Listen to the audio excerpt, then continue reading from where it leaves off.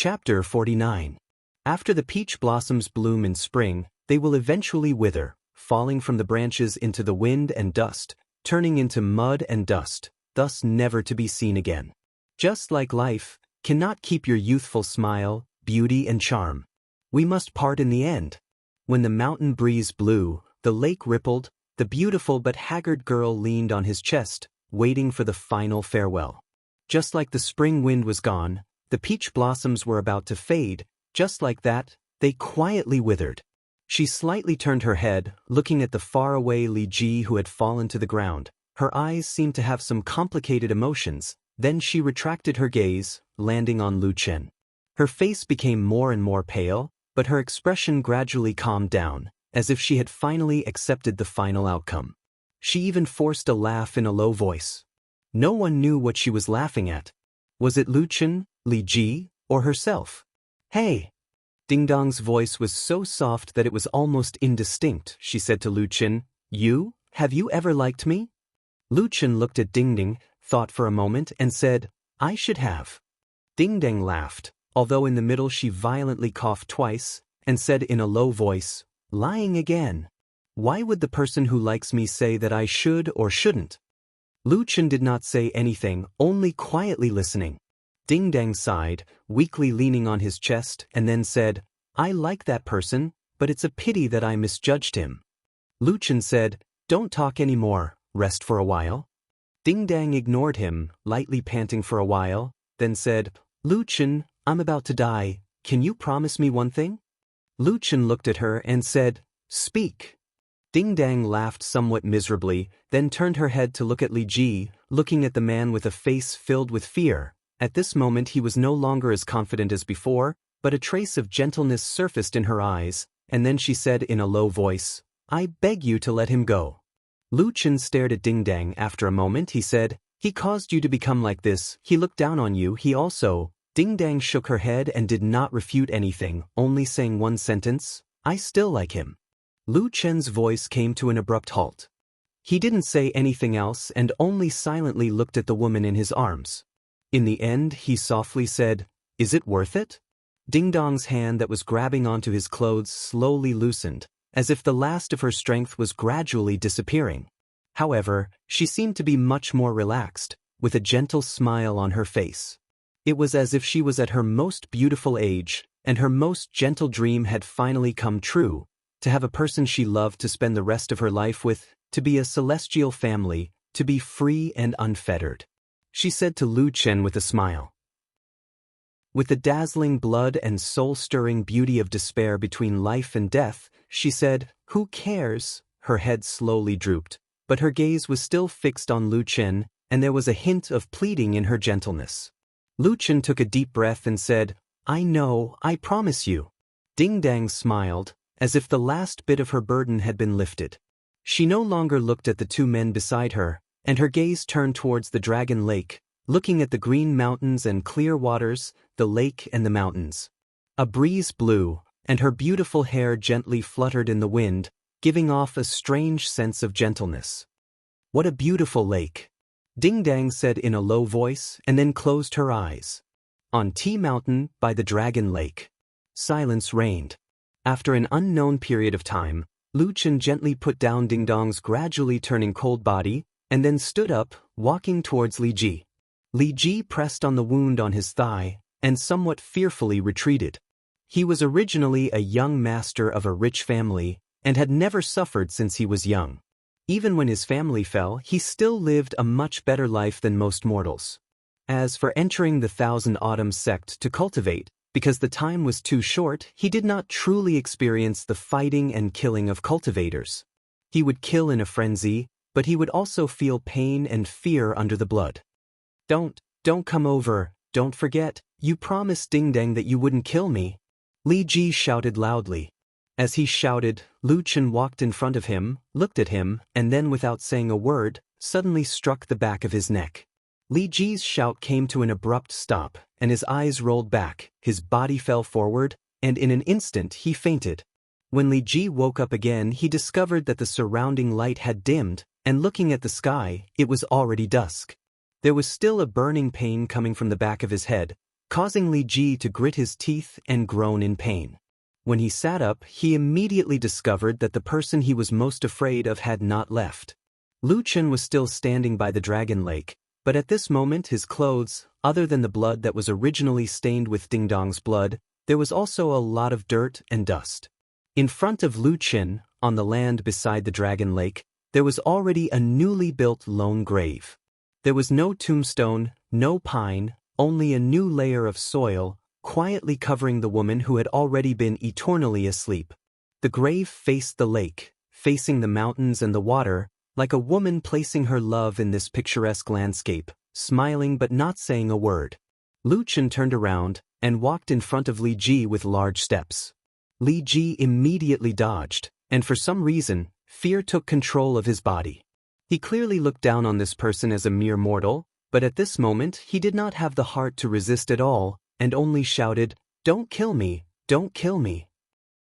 Lu Chen grabbed the front of his clothes and directly dragged him in front of the new grave, throwing him to the ground, and coldly said, "Kowtow 3 times. I'll kowtow. I'll kowtow." Li Ji hurriedly replied, and at the same time secretly heaved a sigh of relief. Since he was allowed to kowtow, then for Ding Dong's sake, he was spared his life. He heavily kowtowed, dong dong dong, 3 times, kowtowing deeply, and no one could say anything wrong. Then he straightened his body and said, "Is this enough? Let me go." Halfway through his sentence, a black light suddenly flashed past his eyes, and his voice was abruptly blocked in his throat. At that moment, Li Ji's heart suddenly contracted. He stared at Lu Chen in disbelief, and his entire body trembled. It was as if the black sword that came from the deepest part of the darkness was held in Lu Chen's hands, mercilessly and fiercely stabbing into his body. Flesh and blood were cut, and blood splattered everywhere. Li Ji loudly cried out and rolled his body, wanting to escape to the side, but behind him, Lu Chen expressionlessly looked at him. A strange light flashed in his eyes. It was a black flame, like the flames of the 9 nether yellow springs, eating souls as food, maliciously looking down on the world. One hand grabbed his neck, and the other hand grabbed the black short sword. As if he was holding a pig, his face was filled with killing intent, and the sword fell, fiercely stabbing down again and again. One sword, one sword, one sword, one sword, one sword, one sword. He was like an evil spirit reborn from hell, cruelly and mercilessly appearing in this world, with a trace of madness and terrifying darkness. In the midst of the black flames, he used the black short sword to continuously stab into Li Ji's body, until all of his blood and life was squeezed out and crushed. Blood splattered in the air, dyeing Lu Chen's clothes red. The black flames burned wildly in the blood, like a crazy feast. "You promised to let me go." Li Ji, who had already become a bloody man, in the last moments of his life, desperately said these trembling words to Lu Chen. At this moment, Lu Chen, who was covered in blood like a demon, tightly gripped the short sword and took a step back, looking straight into the eyes of this person who was about to die, his face as cold as ice, coldly watching as he painfully breathed his last. Then he slowly walked to the side of the new grave by the lake. He sat down, looking at the lake and the mountain, as if speaking to himself, but also to the person in the grave. He said in a low voice, "Who cares?" Chapter 50. The setting sun was like blood, illuminating the sunset on the horizon. Under the setting sun, the Tea Mountains stood silently in the crisscrossing light and shadow. Even the tranquil dragon lake was illuminated by the twilight. There were still bloodstains on the ground, and a lone grave had been added to the lakeside. Everything seemed to have been cleaned up. What was left was to endure the wind, frost, rain, and snow of the years to come. When the darkness silently fell, there was no longer a trace of anyone on the Tea Mountain. Only a figure in the distance was walking further and further away, slowly walking into the darkness. When he saw the village at the foot of the mountain again, it was already after nightfall. The strange and mournful wind blew on the Tea Mountain again, echoing like the wails of ghosts and the howls of wolves at the foot of the mountain. The night was like water, and the darkness was like the tide. Hidden at the foot of the Tea Mountain, it made the grass hut seem especially lonely. Lu Chen walked down the mountain path. apart from the bloodstains on his body, his expression had completely returned to normal. Those strange black flames had disappeared at some point, and it looked as if they had never appeared on his body in the first place. Not a single trace of them remained. He walked out of the hut and glanced at the village at the foot of the mountain before he entered. In the darkness of the night, the village was quiet. There was no light at all. It was as if the village had fallen into a deep sleep in this deep night. Lu Chen stood at the door of the grass hut and reached out to push the door. The wooden door creaked open, and the cold wind seemed to swirl behind him, whistling as it blew past. He took half a step into the hut, and his body paused at the threshold.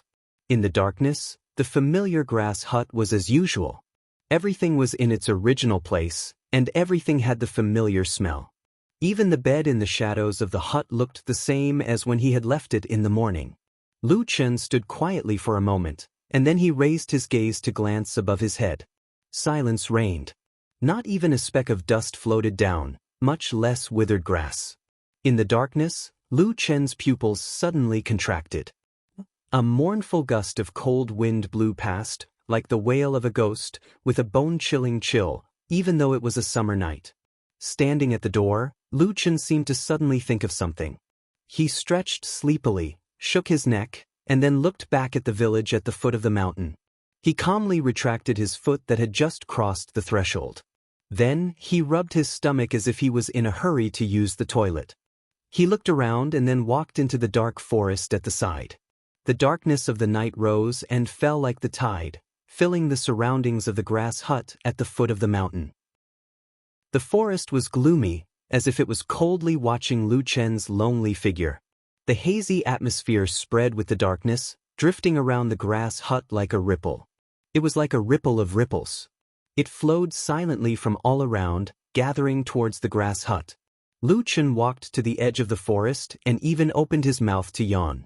He was completely unaware that the darkness behind him, as thick as ink, was gradually approaching. In the wind, there seemed to be a slight whistling sound, mixed in the night. Suddenly, the darkness suddenly flourished, like a calm river suddenly setting off a huge wave. The waves were turbulent, and the imposing manner was ferocious, with a hint of wildness and madness. And almost at the same time, even the moment before the darkness suddenly rose, Lu Chen, who was originally standing calmly at the edge of the forest with a hint of laziness, suddenly turned his body and directly pounced into the forest. In an instant, a burst of angry curses suddenly rang out.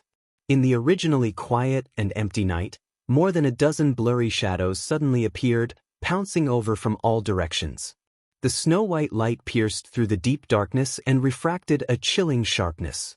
It pierced through the void and slashed towards Lu Chen's figure. However, in that moment of danger, Lu Chen had already rushed into the forest one step ahead of it. Immediately, there was a burst of angry shouts in the forest, and the shadows swayed again. It turned out that there were actually shadows in the forest, but obviously not as many as outside. Or perhaps it was because they did not expect someone to rush in here, and were not well prepared, so there was some chaos in the forest. The shadows of knives and swords rose one after another, and the sound of the wind was mournful. Very soon, there was a muffled groan, and in the dark corner of the shadow, blood suddenly appeared. Outside the forest, the shadowy figures didn't hesitate and all rushed into the forest, bringing with them a murderous aura that was as strong as a mountain. Even the forest seemed to be tainted with the smell of blood. The mountain wind blew, and the forest shook violently, like a small boat shivering in the raging sea, but nothing could be seen inside. At night in Qingshitang village, it was mostly quiet and dark. But on this night, the village seemed to be especially quiet and dark. The only light was in the small pub in the village. There was a candle on the table, a pot of wine, and a cup. The young child was drinking by himself. He poured a cup, took a sip, and shook his head. He smiled warmly and said to the side of his feet, "This wine is not good." The small pub was very quiet. Other than this young and gentle man, only old Ma was still here. He was still dressed the same as in the day. Because it was too hot, his upper body was bare, and he only wore a pair of large underpants. But at this moment he seemed to be in extreme pain and disheveled. His hands and feet were tightly tied by thick ropes, and he was thrown on the ground like a fat pig waiting to be slaughtered, just beside the young child. The sentence that the young child said just now was directed at Old Ma. At this moment, Old Ma did not look good. His face was bigger than usual because of the swelling. There were bruises everywhere, as if he had been beaten up badly. The corner of his mouth was cracked and bleeding. But compared to his body, these were not worth mentioning. On Old Ma's white and plump body, there were no less than 7 to 8 large wounds that were about an inch deep and a foot long. They crisscrossed on his chest and abdomen, including his back, which was badly mutilated. It was difficult to find an intact piece of skin on his body. Below him, blood had gathered into a pool, and it seemed to be slowly seeping into the ground. At this moment, Old Ma seemed to be dying. He laid on the cold ground weakly. Other than his chest that was still moving up and down, only his eyes were barely open. He looked like he could die at any time. After hearing that sentence, Old Ma's dazed eyes flickered. He lifted his head and actually smiled, although the muscles on his face were twitching when he smiled. He said, "This is the countryside, I can't help it." The young child smiled warmly and looked at Old Ma with a hint of admiration in his eyes. He said, "So, have you thought about it?" Chapter 51. Old Ma mumbled something, but no one could hear what he was saying. The young man shrugged his shoulders and said indifferently, "It's up to you. He's a dead man anyway. It doesn't matter if you don't know his identity." Speaking of this, he glanced at Old Ma again and seemed to think of something. Suddenly, he said with interest, "But I'm a little curious. What kind of person and what kind of shadow could make you clench your teeth so tightly that you'd rather die than reveal the secret?" Under the dim candlelight, Old Ma grinned, and the young man looked at him with a smile. Two completely different smiling faces stared at each other in an incomparably strange manner. The wind blew coldly outside the house, and the night grew darker. At the foot of Tea Mountain, countless shouts rose and fell amidst the shrill sound of the wind. Most of the sounds came from the dark mountain forest, and there were also all kinds of saber lights and sword shadows mixed in. The battle was extremely intense. But because it was too dark, it was impossible to see what was happening in the forest from the outside. Even the figures flashing between the trees could not be seen clearly. But suddenly, at a certain moment, the sounds in this forest suddenly quieted down. All the clamor was like a cliff, suddenly disappearing. It seemed extremely abrupt. The night was dark like ink, but also like the mouth of a ferocious monster, full of malice. Gradually, footsteps sounded in the forest, breaking the sudden silence. Strange voices echoed in a low voice, as if they were communicating with each other. Some were angry and some were anxious. After a while, human figures flashed, and someone walked out of the forest. It was a masked man who was covered in black. Behind him, there were many other men in black who wore the same clothes as him. Many of them were holding shiny weapons in their hands, and the red of some of the blades could even be seen on them. The air was filled with tension and killing intent, and at the same time, there was a faint smell of blood.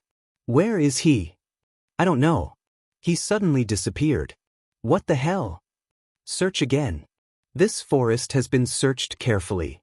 "Did he escape to the mountains again?" "That's impossible."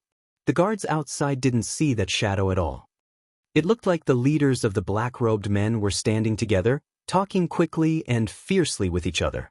It seemed like they had different opinions and were even arguing with each other. After arguing for a while, the black-clothed men were finally divided into two groups. Half of them continued to search here, while the other half went down the mountain to the village. There were about 10 black-clothed men left at the foot of the mountain. They quickly dispersed, some searching the forest, some guarding the path up the mountain, and some returning to the thatched hut to rummage through the chests and cabinets. An uproar broke out under the night sky. One could tell that the black-clothed men were rather flustered and exasperated. Perhaps it was because such an accident had occurred while they were heavily surrounded, causing them to appear even more tyrannical. Not long after, a cry of surprise suddenly came from the thatched hut, as if someone had discovered something important. There was a hint of surprise in the voice. There was a sudden commotion among the black-clothed men outside the thatched hut. Several of them followed, including those who were searching in the forest. At this time, someone had already lit a torch in the thatched hut. Under the light of the torch, the people inside and outside the hut could clearly see that under the bed in the thatched hut, there was a flip-up board and a secret passage. This discovery made many black-clothed men very happy. As they spoke, someone had already carefully picked up a torch and began to explore the secret passage. At the same time, in the depths of the forest that had quietened down outside the hut, a figure suddenly stood up in a dark corner. There was a strange aura in the darkness. It was cold and had a hint of killing intent. In this corner, darkness was everywhere, but the figure seemed to be particularly thick, like ice that could not be melted. This figure took a step out, and the face slowly appeared. It was Lu Qin. As his figure swayed, one could vaguely see that there seemed to be another figure lying on the ground behind him, but it was lying on the ground motionlessly. But the strangest thing was that at this moment, Lu Qin had changed into the black clothes worn by those black-clothed men. What was even more strange was that strange black flames were burning in his eyes. He gently raised his hands, and there was a black cloth in his palms. Then, like those black-clothed men, he covered his face. Instantly, all traces of his appearance were covered, as if he had been one of those black-clothed men from the beginning. For some reason, even his temperament was so similar. He glanced at the thatched hut in the distance outside the forest and frowned slightly. In the quiet forest, he stood quietly. After a moment, he thoughtfully glanced in the direction of the village at the foot of the mountain. That shadow is a person who encountered an accident. After being seriously injured, his cultivation was crippled. He is almost no different from an ordinary person. A calm voice echoed in the small tavern. A few black-clothed men stood at the door and lowered their heads to listen to the young man's words. When he spoke, he sounded very calm, and there was no angry expression on his face. But for some reason, these black-clothed men looked a little afraid, and their bodies were trembling slightly. You, a dozen or so people, all of you are cultivators. You surrounded a mortal with no cultivation, and you actually came back to tell me that he escaped. The young man smiled as if amused by his own words. He said lightly, "That doesn't seem right." The man in the middle of the black-clothed men standing by the door, after hesitating for a moment, finally gathered his courage and said, "Young master, that guy is not an ordinary person. A few of our brothers fought with him. That person's attacks are fierce, and his attacks are very fierce. He should not be underestimated." The young master sitting at the table furrowed his brows. It seemed that he didn't doubt the words of the black-clothed man's subordinate. A trace of suspicion appeared in his eyes as he muttered to himself, "What's going on? Could it be that those idiots in Zhengxianming found fake news?" The group of black-clothed men did not dare to speak. Then, a clever gaze suddenly swept over the fat old Ma, who was lying on the ground in a very miserable state. He said, "Young master, why don't we interrogate this fat man again? He must know the news of that shadow." Old Ma tilted his head and suddenly spat a mouthful of bloody saliva toward the door. He cursed loudly, "F***ck, you can't catch someone, so you vent your anger on me? If you have the guts, go and catch that guy." Chapter 52. An ominous glint flashed in the black-clothed man's eyes, and he took a vicious step forward. The young man frowned, and there was a hint of impatience in his eyes. Just as he was about to speak, there was a sudden commotion outside the tavern. The young man's expression darkened as he shouted, "What is it?" A man in black ran in from outside the tavern and said anxiously, "The mountain is on fire." Everyone in the tavern was shocked and hurried to the door to take a look. Indeed, in the darkness of the night, 6 or 7 places on the Tea Mountain were on fire at the same time. The fires did not seem to be connected yet and did not seem too big.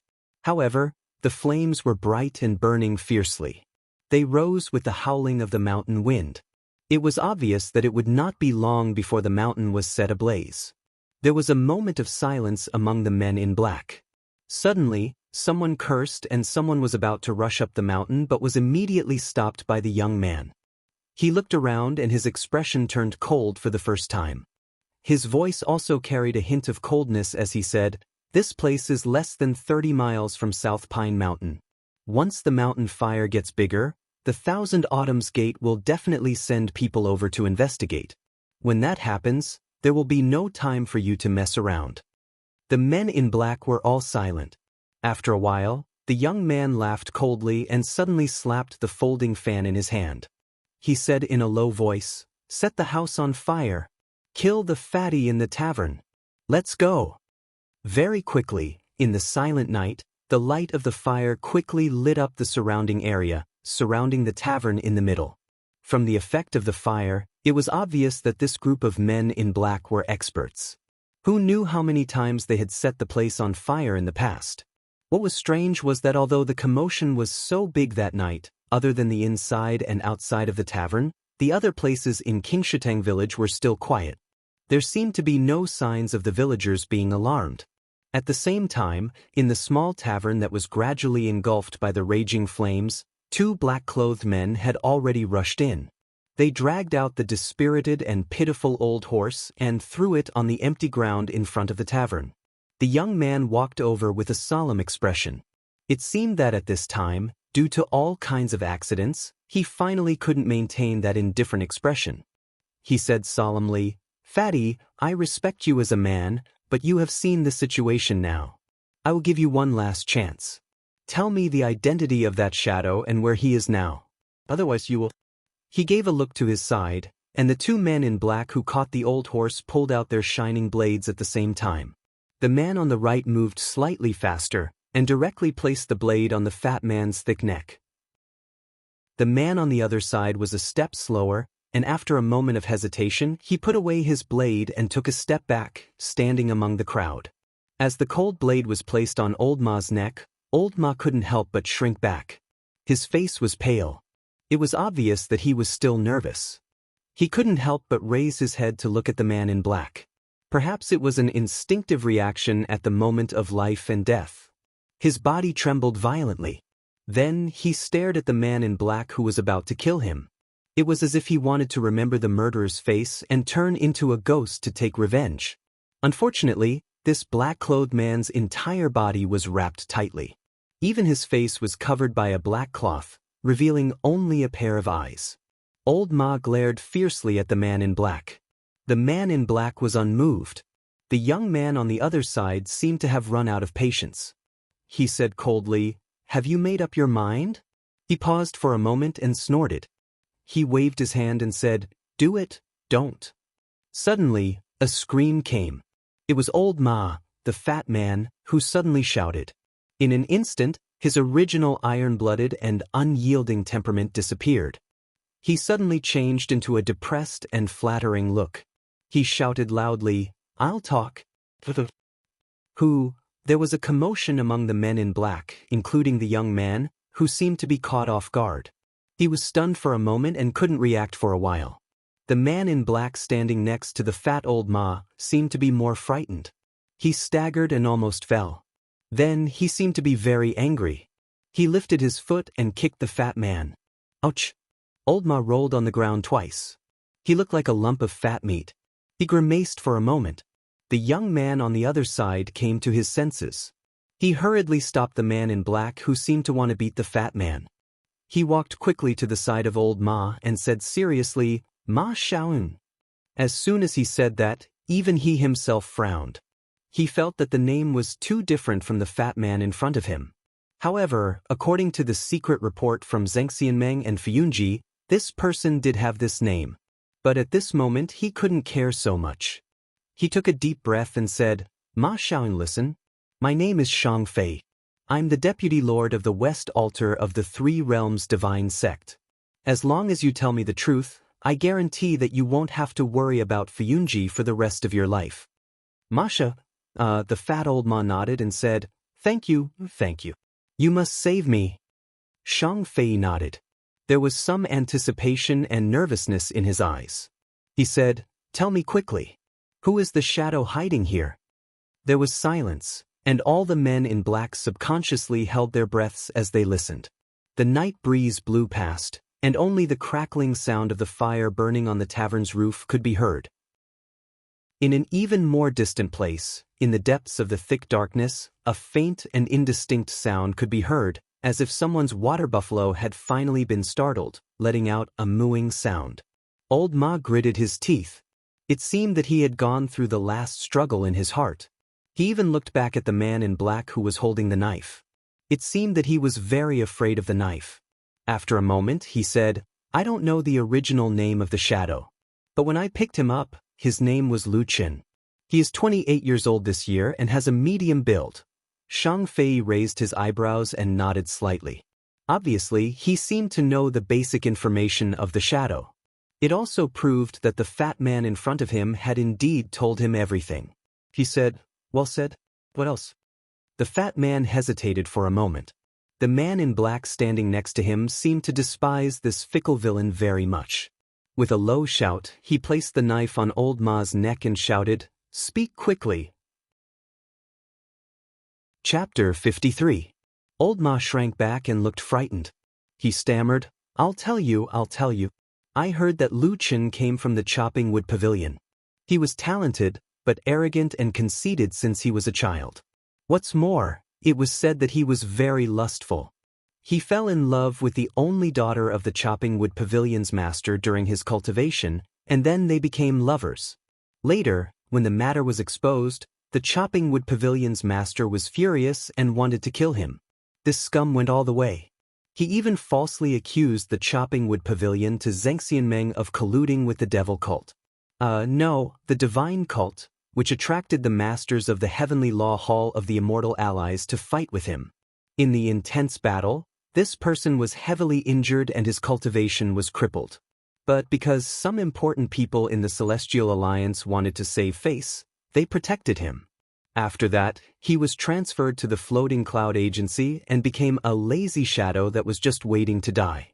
But even here, this person still doesn't do his job properly. All day long, he seduces women and harms them. He has a bad reputation in this village. As Shang Fei listened, he slowly frowned and looked a little disappointed. But then he couldn't help but snort coldly and said, "Is this person so despicable?" Old Ma nodded repeatedly and said, Yes, this guy is so bad. There is no good part of him." Moo. Shang Fei seemed to want to say something more, but from somewhere in the darkness, there suddenly came a cow's moo, and this time it sounded a lot clearer. Shang Fei was stunned, and there seemed to be a little surprise on his face. He suddenly turned around and looked into the darkness. It was deep in the night, and the darkness was like ink. He stared at the darkness, and the expression on his face changed. Suddenly, his face changed dramatically, as if he suddenly felt something at this moment. He shouted, "Not good, run." This shout came so abruptly that none of the black-clothed men around could react for a moment. Instead, the tied-up Old Ma and the black-clothed man standing beside Old Ma with a sharp blade in his hand raised their heads and glanced at somewhere in the darkness at the same time. Suddenly, a pair of giant eyes appeared in the ink-like darkness. Each eye was as tall as a person. Although the body of the monster could not be seen due to the darkness, one could imagine just how terrifying the monster in the darkness was just by looking at the pair of eyes. This part of the world, this part of the night, also seemed to suddenly freeze. Everything was still, not even the wind could move. A moment later, in the darkness, from the direction of the terrifying giant eye, an unimaginable howl suddenly rang out. Moo! That was the third cow's moo that night, but it was far more terrifying than the previous 2 times. A violent breath instantly condensed in the darkness in front, and then rushed over like a surging river. In an instant, it covered the sky and the earth, shrouding the entire village. The darkness was like a real thing, like a violent giant rushing forward, suddenly strangling everyone in the field. All of the black-clothed men screamed in an instant and covered their ears. Those with weaker cultivation could not even stand steadily. In the crowd, in this sudden attack, only 3 people remained calm. Shang Fei was one of them, but he did not seem to be in a good state either. This violent roar seemed to be mixed with incredible power, and it directly caused a dark red line of blood to flow down from the corner of his mouth. In the blink of an eye, Shang Fei was shocked to find that not far away, the fat man on the ground and the black-clothed man holding the knife standing beside the fat man did not seem to feel anything, as if they were injured or had any reaction. At this moment, an extremely absurd feeling welled up in his heart, but with life and death in front of him, how could he care so much? He felt that the roar did not seem to be affected at all, and it was even getting fiercer. The darkness in front of him seemed to be boiling, and it was about to press down, as if the sky was about to collapse. Shang Fei screamed, his voice was sharp, and he leaped up. Then, a yellow light suddenly flashed on his body, and a palm-sized wooden figure that was very similar to him suddenly flew up and blocked in front of him. At the same time, there was a loud roar in the darkness, like a surging tide. Those black-clothed men on the ground who were holding their heads and screaming with all their might, except for the one standing beside old Ma, suddenly froze, and then a terrifying scene appeared. All the black-clothed men's bodies suddenly exploded in an instant, and countless blood turned into a blood mist that sprayed into the night sky, forming an incomparably mournful scene from hell. Almost at the same time, the wooden figure that Shang Fei released seemed to be hit by a huge force, and with a bang, the figure instantly exploded and turned into smoke, turning into countless pieces that scattered in all directions. In midair, Shang Fei screamed, but it stopped abruptly, as if he had suffered a heavy blow. At that moment, he did not dare to stay any longer, and directly turned into a white shadow, desperately flew away, and disappeared into the depths of the distant darkness in the blink of an eye. The terrifying and strange roar gradually subsided, and the strange scene in the night sky also disappeared. The remains of those black-clothed men fell to the ground, and the dark red blood mist rushed into midair, and then gradually turned into a mournful blood rain, slowly falling down. Unknowingly, there were only two people left in this scene. Old Ma looked up at the black-clothed man standing beside him, and the black-clothed man lowered his head to look at Old Ma. For a long time, the two actually did not speak. It was not known whether it was because they were too shocked, or because of other reasons. After another moment, Old Ma's body suddenly tilted, and he suddenly gasped, as if he had touched a certain injury. For a moment, he was annoyed, and angrily scolded, "Fuck you, come over and untie me." The black-clothed man snorted, raised his hand, and chopped down at Old Ma. Old Ma shrank his head, and felt a chill on his body. The blade cut dangerously in front of him, and then he felt his hands and feet loosened, and the rope was cut. Then, the black-clothed man threw away the blade in his hand, and took off the black mask on his face, revealing his face. Impressively, it was Lu Chen. Old Ma's injury was not light, lying on the ground for a while, and he could not stand up for a while. Then he angrily looked at Lu Chen and spat, "They can't even kill a person with no cultivation, what a waste." Lu Chen shrugged, looked at Old Ma, and said, "After so many cuts, you are still not dead. God is really blind. Get out." Hiss! A painful hum came out of Old Ma's mouth, and he slowly sat up with the help of Lu Chen. Chapter 54. Then, Lu Chen found some medicine from God knows where and began to treat the wounds of the fat man who was covered in cuts and bruises. Be gentle, be gentle." The fat on Old Ma's fat face twisted and cold sweat dripped from his forehead. He glared at Lu Chen and said through gritted teeth, "You bastard, can't you see that I'm seriously injured? Can't you be gentle?" Lu Chen was silent for a moment, then poured a strange pink powder on his wounds. Old Ma shouted and almost fainted. It took him a long time to recover, gasping for breath. It seemed that he did not even have the strength to scold Lu Chen. Lu Chen looked at him and said calmly, "Black snake powder is a good thing. Although it's a little painful, it can help you recover some of your strength quickly. At least you won't die on the road." The fat man's face was pale. He panted heavily and scolded weakly, "F*****, why don't you pour it on yourself? When I came back 10 years ago, my body was covered in this." Lu Chen said. The fat man's whole body trembled, as if he was scared.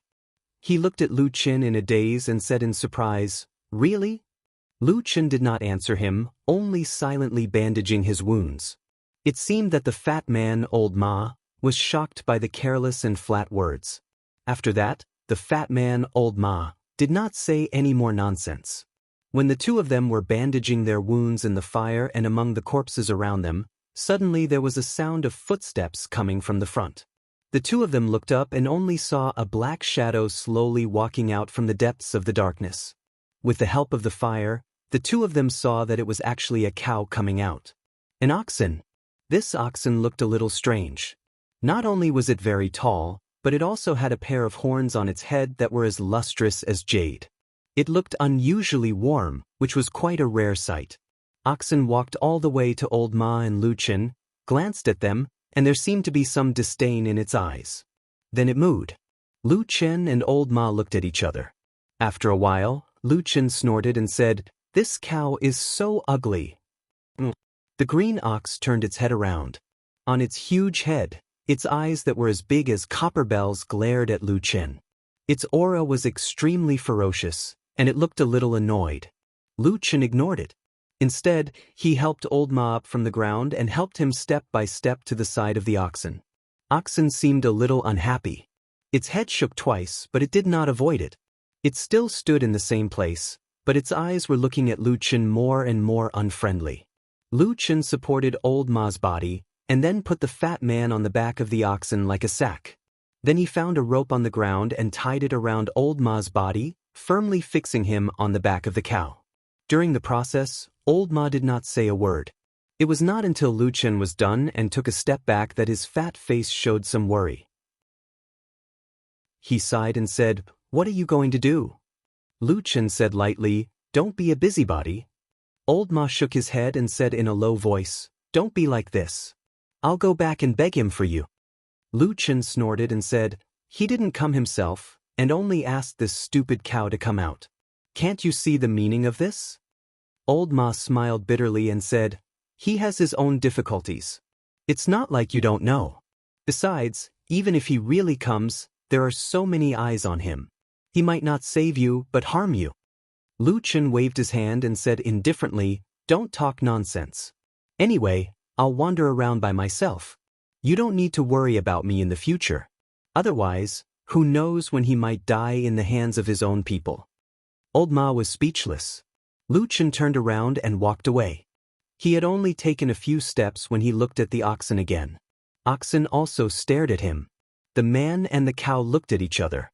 Lu Chen curled his lips and said, "No matter how big your eyes are, you're still an ugly cow." The azure ox was enraged. With a moo, it raised one of its hooves and stomped down heavily. Immediately, the surrounding land shook violently. Furthermore, even the burning houses in the distance trembled violently before collapsing with a crash, adding a bit more power to the azure ox. At this moment, the aura of this oxen was like a mountain, making people look up to it. However, for some reason, Lu Chen didn't show any fear. He just looked at this oxen. After a while, his eyes gradually became gentle. He then reached out his hand and touched the head of oxen. Oxen stared at him but didn't dodge. Lu Chen rubbed the green ox's head and patted it lightly. Then he turned around and strode away. Very quickly he walked into the darkness and disappeared. No one knew where he went in the end. After watching Lu Chen's figure disappear into the darkness, oxen mooed softly in that direction. Then, it turned around and walked in another direction. It left Qingshitang village, leaving behind a dark and burning house and a messy place. At this moment, in the distant night sky, there seemed to be the radiance of a sword flashing, speeding toward them from the direction of South Pine Mountain. The green ox carried the grumbling fat old horse on its back. After walking out of the village, it quickened its pace. Almost in the blink of an eye, it disappeared into the even deeper darkness. This was the era of the Immortal Tao. The billions of people in the world only believed in the great Tao of immortals. They didn't know anything about the government or the imperial court. This was especially true in the vast central divine continent. 3,000 years ago, Kunlun and Tianluo were the initiators. In the following 100 years, the three major sects, Tai Yao, Fengyu, and Thousand Extremes, joined forces to create Zhengxianmeng. During this period, countless heroes worked hard to expand and strengthen their strength. Until today, Zhengxianmeng had become a colossus that was second to none in the cultivation world of the divine central continent. Zheng Xianmeng mediated disputes among the cultivation sects in the world, guided their cultivation, regulated their finances, balanced their forces, pacified the righteous, and suppressed evil. More than 1,000 years ago, it led countless cultivators of the central continent to fight the southern barbarians in the chaotic mountains and defeated them. From then on, its reputation soared and it was revered by the world. All cultivation sects took it as a matter of course to enter Zheng Xianmeng. They even took pride in being listed on the roll of 10,000 immortals, issued by Zheng Xianmeng. In detail, the divine central continent was indeed a land blessed by the heavens. Its vast land was filled with countless paradises and sacred mountains. As a result, countless cultivators and cultivation families were born. Compared to the barren wastelands of the southern border, it was much better. Because of this, the barbarian clans that had lived in the southern border wastelands since ancient times had always coveted the fertile land of the divine central continent. They had tried many times to pass through the chaotic lands to seize the fertile lands, and because of this, they had committed countless killings. Even so, the human clan that had lived in the divine central continent for generations had finally defeated the barbarians. In particular, in the bloody battle 1,000 years ago, the barbarian army was almost completely annihilated, and the barbarians were unable to recover from that setback. Finally, the greatest threat to the human clan was completely eliminated. After 1,000 years, there was no longer any need to worry about the southern barbarians. In fact, if it were not for the fact that the land of chaos was too dangerous and the fact that the human tribe was not familiar with the terrain, especially near the edge of the southern wilderness, there was a place called the Spirit-Breaking Sand Sea that occupied a vast area and was extremely strange. As long as the human tribe cultivators entered it, their cultivation and spiritual power would strangely dissipate, thus turning it into a dangerous land that was difficult to pass through. If that was the case, the human tribe's army might have already killed their way into the southern wilderness and completely exterminated the barbarians. In fact, the chaotic lands was a vast region that spanned millions of miles across the southern part of the divine central continent. In this mystical and strange land, the originally stable spiritual energy of the 5 elements of heaven and earth was, for some reason, abnormally chaotic. Because of this, it created a geographical terrain that was completely different from other places on the mainland. There were countless living creatures and countless treasures of heaven and earth, most of which were unique to the chaotic lands. In other words, the vast land of the chaotic lands was, in fact, the largest and most valuable treasure trove in the divine central continent's cultivation world. In the autumn of this year, a group of 3 people walked into the small city of Crescent, not far from the border of the chaotic lands. After ordering some wine and resting for a while in the busiest tavern in the city, one of the men found the owner of the tavern and requested that he find a guide who was familiar with the chaotic lands. Guides were very common in the chaotic lands. Because of the complex terrain of the chaotic lands, there were many demonic beasts, and the chaotic spiritual energy of the 5 elements, there were many unimaginable dangers and threats. For many cultivators who came to the chaotic lands for the first time, a guide who was familiar with the terrain could effectively help them avoid many unnecessary dangers. In fact, many human cultivators who had been to the chaotic lands before would often ask for a local guide when they returned to the chaotic lands, because it could indeed save them a lot of trouble. The owner of the tavern quickly agreed to this request, and in a short time, he found a few people for them to choose from. The first was a thin, dark old man with a wrinkled face. He had a pipe in his mouth, and he stood there silently as he smoked.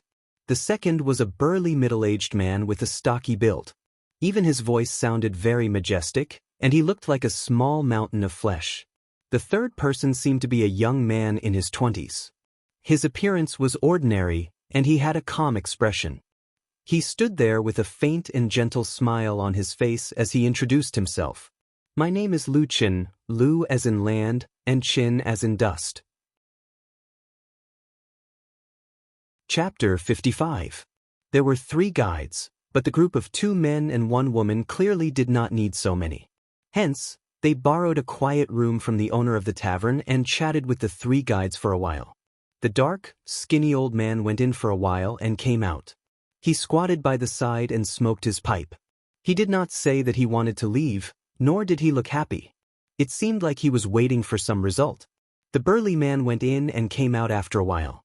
He sat down casually and asked the owner of the tavern for a pot of wine. He drank and looked like he was also waiting. Finally, the young man named Luchan walked in. The room was not big, but it was really quiet. After closing the door, almost no sound could be heard from outside. There were 2 men and a woman in the room. The leader looked to be a middle-aged man in his 40s, and the 2 people beside him were the man who looked to be in his early 20s. He was quite handsome, and when he looked at Lu Chen, there was a hint of arrogance in the depths of his eyes. The last person was a young girl who looked to be about 16 or 17 years old. She had fair skin, black eyebrows, and a jade-like nose. She was very beautiful, and she was looking at Lu Chen curiously. She seemed a little surprised that someone so young could become a guide in such a dangerous place. Seeing Lu Chen come in, the middle-aged man smiled at him and said, "Brother Lu, please take a seat." Lu Chen smiled and nodded. He sat down on the empty stool in the room. The middle-aged man did not waste any time and asked directly, "We are going to the disorienting lands to find a spiritual material called the dusk mist flower. Has Brother Lu heard of it? Can you lead us to it?" Lu Chen lowered his eyes and seemed to ponder for a moment. He then looked at the 3 people again and finally at the middle-aged man. He smiled and said, 200 spirit stones. What? Although the middle-aged man seemed to be quite restrained, his expression changed when he heard this number, revealing a look of astonishment. The 2 young men behind him were shocked at first, then angry. The young man was so angry that he stood up, pointed at Lu Chen and said angrily, "How dare you? You bastard, do you think we are stupid and want to extort money from us? Those 2 just now only asked us for 50 spirit stones at most." Little he. The one who shouted to stop was the middle-aged man. He seemed to be able to keep his composure, but his expression was also very ugly at this moment. He looked coldly at Lu Chen and said, "What my martial nephew said just now is the truth. Brother, you opened your mouth with such a high price. Could it be that you are really here to make fun of us?" As he finished speaking, his brows furrowed, and there was a faint aura of might on his face. Lu Chen didn't show any signs of fear because of the anger of these people in front of him. His expression was still calm. At the same time, he leaned forward a little, got closer to the middle-aged man, and said softly, "Do you want a 1-stripe or a 2-stripe one?" The middle-aged man raised his eyebrows and his expression changed. He seemed to have a whole new level of respect for the young man in front of him. At the same time, his eyes lit up and he said, You actually know about this 2-striped dusk mist flower?" Lu Chen smiled and didn't say anything. He just nodded. There were countless spirit materials and treasures in the world, and they all had different effects and grades. In the cultivation world, the grade and value of a spirit material was usually determined by the number of spirit inscriptions it could condense and manifest. A spirit material with 1 spirit inscription was a 1-striped spirit material, and 2 spirit inscriptions was a 2-striped spirit material, and so on. The more spirit inscriptions a spirit material had, the higher its grade and value. In fact, a 2-striped spirit material with an extra spirit inscription was often worth dozens of times more than a 1-striped spirit material. In the vast central divine region, almost all spirit materials were strictly classified under this system. However, there was a strange and miraculous place in the world, and that was the land of confusion, where the 5 elements were inverted and chaotic. For some strange reason, among the countless spirit materials in the land of confusion, an extremely small portion of them would suddenly undergo a strange change, and the number of spirit inscriptions they contained would inexplicably increase. Of course, this kind of situation was extremely rare. Even if it wasn't seen in 100 years, it was something that ordinary people could only hope for. However, over the years, the cultivation world of the human race had discovered that these spirit materials that suddenly mutated in the land of confusion not only greatly increased their grade and spiritual power, but also contained some special effects. Not only were they greatly beneficial to the cultivation of immortality, but they could also sometimes produce unexpected surprises when refining immortal pills and spirit medicines. As a result, this kind of mutated spirit material had always been highly valued in the cultivation world, and its value had always been high. However, among the countless spirit materials in the land of confusion, only an extremely small portion of them could mutate. Due to various selfish reasons, no one had ever discovered this kind of spirit material. Famous sects and large sects would always keep it a secret, and lone cultivators would either consume it themselves or secretly sell it. Very few of them were willing to publicize their discovery. As a result, to this day, there were actually only a dozen or so spirit materials that could mutate. The other mutated spirit materials were only known by a small circle of people. The dusk mist flower was one of the latter, a spirit material that was not well known and could mutate.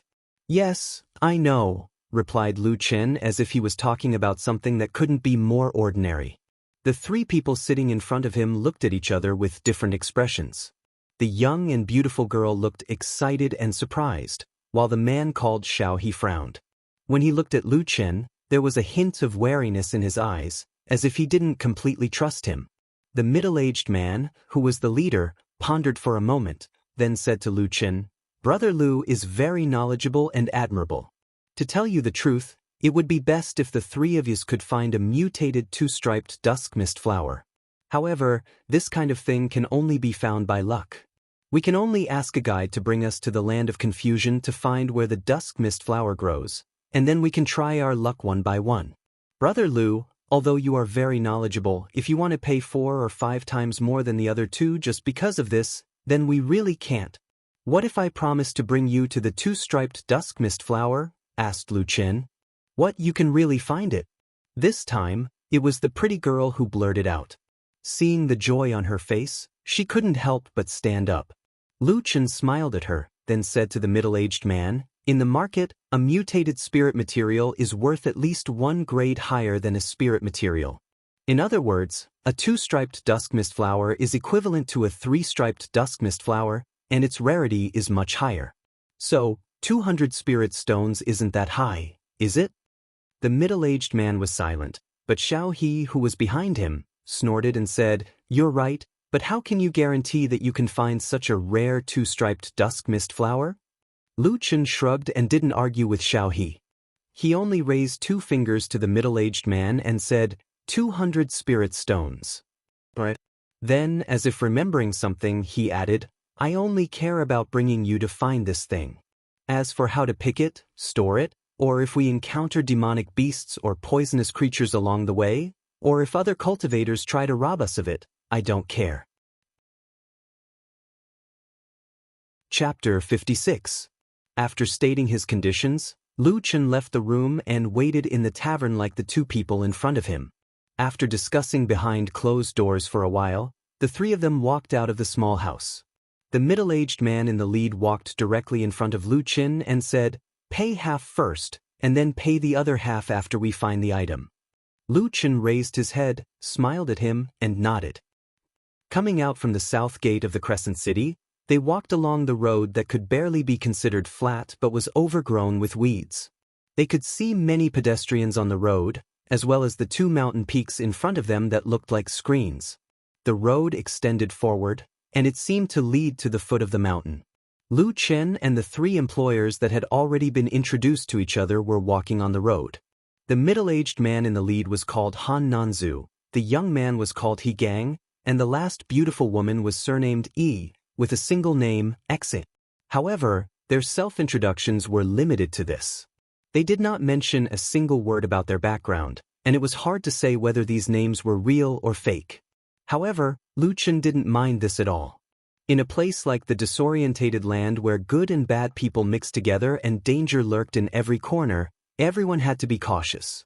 Moreover, Han Nanzu and the others didn't try to get to the bottom of Lu Chen's identity and origins. Perhaps they also knew that they wouldn't be able to learn much from Lu Chen. After walking for a while, Lu Chen pointed at the 2 mountains in front of them and smiled at the 3 people beside him. "The 2 mountains in front of us, the one on the left is called Tiger Mountain, and the one on the right is called Dragon Mountain. There is a canyon between the 2 mountains, commonly known as One Line of Sky, and also known as Leaping Tiger Gorge. It is said that a long time ago, someone saw a fierce tiger jumping from this mountain to that mountain, hence the name. Could it be that there are really fierce tigers on this tiger mountain? The one who said this was Xin with a curious expression.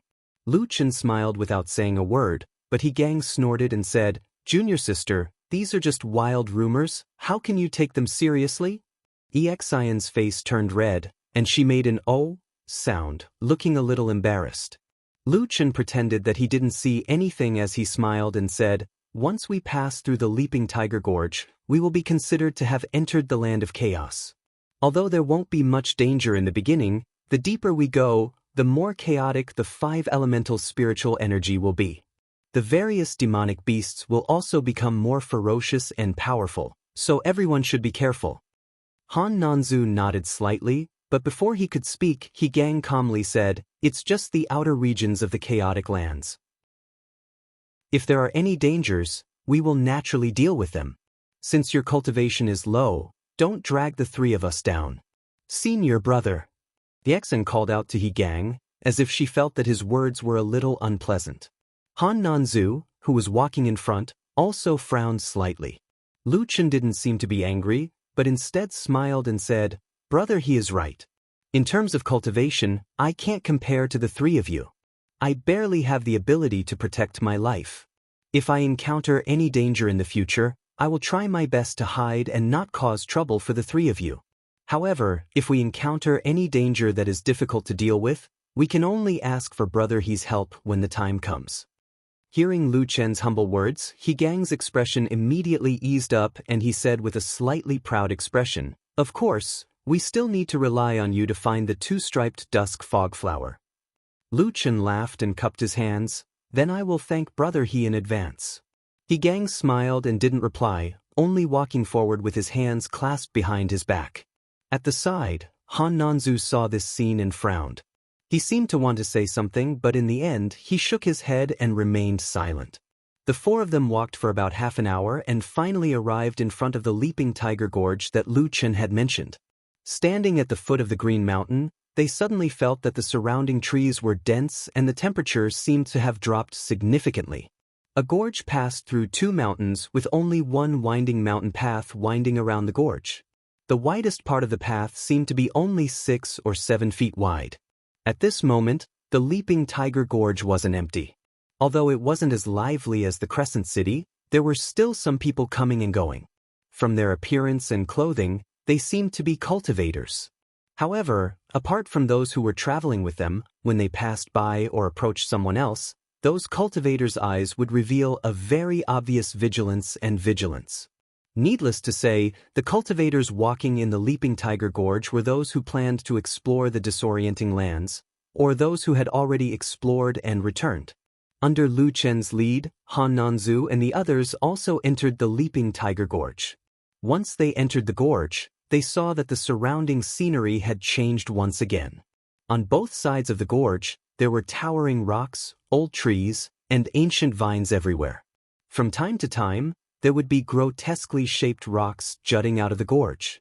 In addition to the occasional appearance of a mountain spring, the mossy water converged to form a stream, giving the place a sense of a different scenery with each step.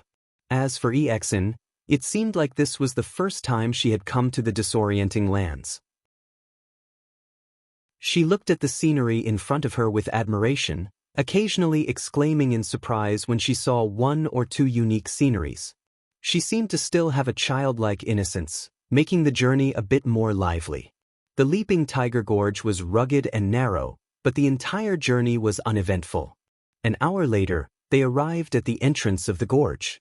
At the end of the path was a large stone with the word, "Disorienting Lands," engraved on it. The 4 of them stopped next to the large stone. Han Nanzu and the others looked at each other with solemn expressions. Once they passed through the stone, they would officially enter the disorienting lands. For many years, this place had always been known for its dangers. Since ancient times, it had devoured the lives of countless cultivators. It could be said to be an ominous place. In comparison, Lu Chen appeared calm and relaxed. He walked over to the stone and lightly patted it. Then he smiled at Han Nanzu and the others before walking past the stone. Han Nanzu and the others quickly followed. As soon as they walked out of the Leaping Tiger Gorge, Han Nanzu and the others suddenly felt a strange and inexplicable feeling sweep past their bodies. It was like an invisible breeze, causing the spiritual energy in their Dantian's Qi to tremble for no reason. But after carefully sensing it, they discovered that there wasn't much of a difference. Lu Chen said, "We have only just entered the disorienting lands, so the 5 elements of chaos are not obvious.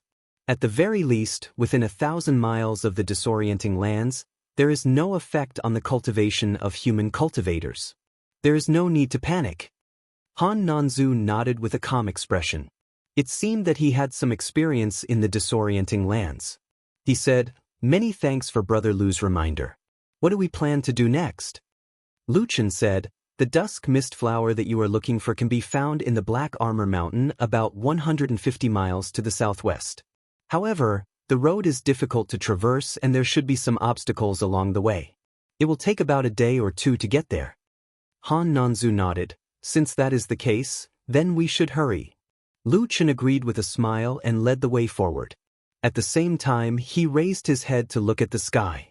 In this late autumn season, the sky was clear and blue. The world was tranquil and there were even a few white clouds slowly drifting by. High up in the sky, far away from the sight of these 4 people, a layer of white clouds floated like silk.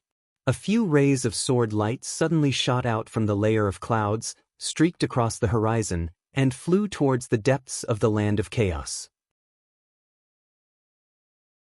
Chapter 57. The land of chaos was extremely vast, spanning over 1,000,000 miles. It was filled with countless dangers and countless lives had been lost there since ancient times. However, the lessons learned through blood and tears were not without value. Today, the cultivation world of the divine central continent had a general understanding of this vast and mysterious and chaotic land. Roughly speaking, the land of chaos could be divided into 3 parts. From the northernmost boundary to the south, it extended for hundreds of thousands of miles to the great river, Dragon River. This was the outer boundary of the land of chaos. Beyond the Dragon River, one would continue for hundreds of thousands of miles to the south until they reached the unreachable Great Snowy Mountain. This was the central part of the land of chaos. Further south was the core of the land of chaos, but it was also the most dangerous region. Countless dangerous places and terrifying creatures resided in this place known as the Abyss of Chaos, including the spirit-shattering sand sea that human cultivators feared. Generally speaking, the deeper one ventured into the land of chaos, the more chaotic the 5 elements would be, and the more dangerous the various dangers would be. Even though there was no publicly acknowledged boundary, there was a kind of secret consensus in the cultivation world of the Central Plains. That was, most of the cultivators who came to the land of chaos were only active in the outer boundary of the land of chaos. As for the wider central region, the degree of danger there was such that only cultivators at the Jin Dan stage or above were qualified to go there. As for the core of the land of chaos, the Abyss of Chaos was so dangerous that it was said that even spiritual master Yuanying did not dare to set foot there. It could be said to be the most dangerous place in the world. The Black Armor Mountain that Lu Chen was leading Han Nanzu and the others to was only near the border of the land of chaos. It was only a few hundred miles deep into the land of chaos. In a place like this, the spiritual energy of the 5 elements in the land of chaos was not very chaotic. For most human cultivators who came here, they would at most feel a slight obstruction in the circulation of their spiritual energy. Apart from that, they were almost negligible. Along the way, Lu Chen and Han Nanzu were fine, but He Gang and Exen were on high alert. They kept a close eye on their surroundings, afraid that some ferocious and powerful demon beast would jump out of the bushes and bushes beside them if they were not careful. However, as the sky darkened, they had covered about half the distance. In the end, apart from a wandering lynx demon beast, they encountered no other dangers. Even that lynx, which did not seem to be a powerful demon beast, was cut in half by He Gang's sword. In the evening, Lu Chen brought them to the foot of a mountain. After turning left and right, they found a large boulder and circled around it. To their surprise, a dry cave was revealed. He turned around and smiled at Han Nanzu and the others, saying, "Let's sleep here tonight." After entering the cave to tidy up and settle down, Ixian, who had been on high alert for the entire day, felt as though she had used all her strength to strike empty air. She couldn't help but ask Han Nanzu, "Senior Uncle Han, didn't they say that the disorienting lands is filled with demonic beasts, poisonous creatures, and all kinds of unimaginable dangers? Why haven't we encountered anything on our way here? I don't think it's any different from outside the disorienting lands." Han Nanzu glared at her and snappily said, "You've never seen the world, don't talk nonsense." After saying that, he turned to look at Lu Chen and said seriously, "I didn't expect Brother Lu to be so familiar with the terrain of this area. If it's still the same tomorrow, let alone finding the dusk mist flower, just the fact that you've brought us along this part of the road is worth the price." Lu Chen smiled and said, "You flatter me." At this moment, He Gang, who was sitting to the side, showed a trace of dissatisfaction on his face. He seemed to want to say something, but in the end, he didn't say anything. Lu Chen saw He Gang's expression from the corner of his eye, but he didn't take it to heart. He only smiled and said, "In the disorienting lands, it has always been more dangerous at night. Even this area near the edge of the disorienting lands is much more dangerous at night than during the day. However, this place is very safe and there aren't any powerful demonic beasts nearby. After resting here for the night, we'll continue our journey tomorrow." Han Nanzu nodded and said, "I'll listen to you." In the blink of an eye, it was already late at night. Darkness pervaded the outside, but this night, there was a bright moon hanging high in the sky. The cold moonlight spilled over the mountains and fields. The night wind blew gently, rustling the branches of the trees. There was also the sound of insects chirping. No one knew where it came from, but it was intermittent. In the cave, the two youths were already asleep. Lu Chen leaned against the wall, his gaze falling on Han Nanzu. He saw that Han Nanzu's eyes were closed, but both his hands were placed on the sheath of his sword.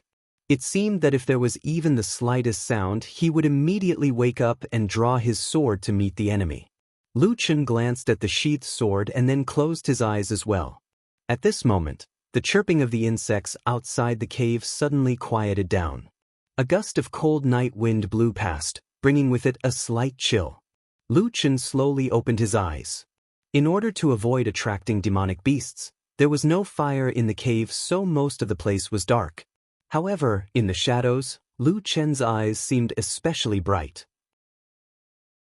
The wind outside the cave was faintly blowing, and there seemed to be some strange noises coming from the depths of the forest in the distance. However, it could not be heard clearly, or perhaps it was just an illusion of the dead of night. However, Lu Chen quietly stood up and the shadows around him flowed like water.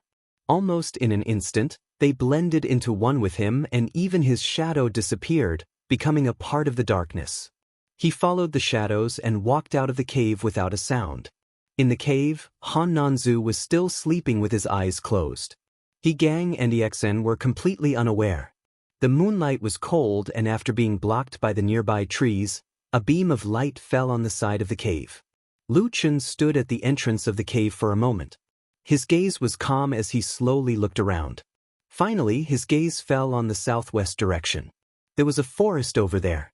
In the darkness of the night, the trees were like tall guards and the thick shadows were like cold and gloomy ghosts, appearing somewhat gloomy and terrifying. Lu Chen did not hesitate too much and directly walked into the forest. The darkness wrapped around him, as if he had instantly blended into the gloomy forest. It was as if he was born to belong to the darkness, and the shadows were innate. The forest was silent, but as he gradually went deeper, the darkness fluctuated and suddenly there was a roar. The surrounding darkness suddenly trembled violently and a huge figure instantly rushed out from the darkness, letting out an earth-shattering roar. The roar tore apart the silence of the entire forest. It was as if all the darkness had suddenly tightened in an instant and a fierce wind suddenly rushed over. In the darkness, the dense stench of fangs emitted a palpitating light. In the blink of an eye, it was already in front of him and a huge sharp claw slashed down. Roar! That was a bloodthirsty roar. In the midst of the crazy roar, Lu Chen did not dodge. Only his eyes slightly narrowed. Ding! Suddenly, a crisp sound suddenly sounded. Although soft, it was loud and clear, instantly suppressing all the roars and roars. A sword light rushed out from the depths of the darkness. In the blink of an eye, the light was dazzling, like the bright moon in the night sky had fallen into the human world, blooming with a dazzling brilliance that could not be looked at directly.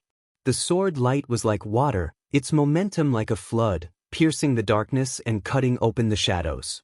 The huge figure roared and turned back, but suddenly became silent. Then, the darkness was split into two halves by this sword light. The smell of blood instantly filled the air. In the darkness, there was a rain of blood. Everything seemed to have stopped in an instant. Only that stunning and cold sword light was still moving forward in the darkness, piercing through the shadows.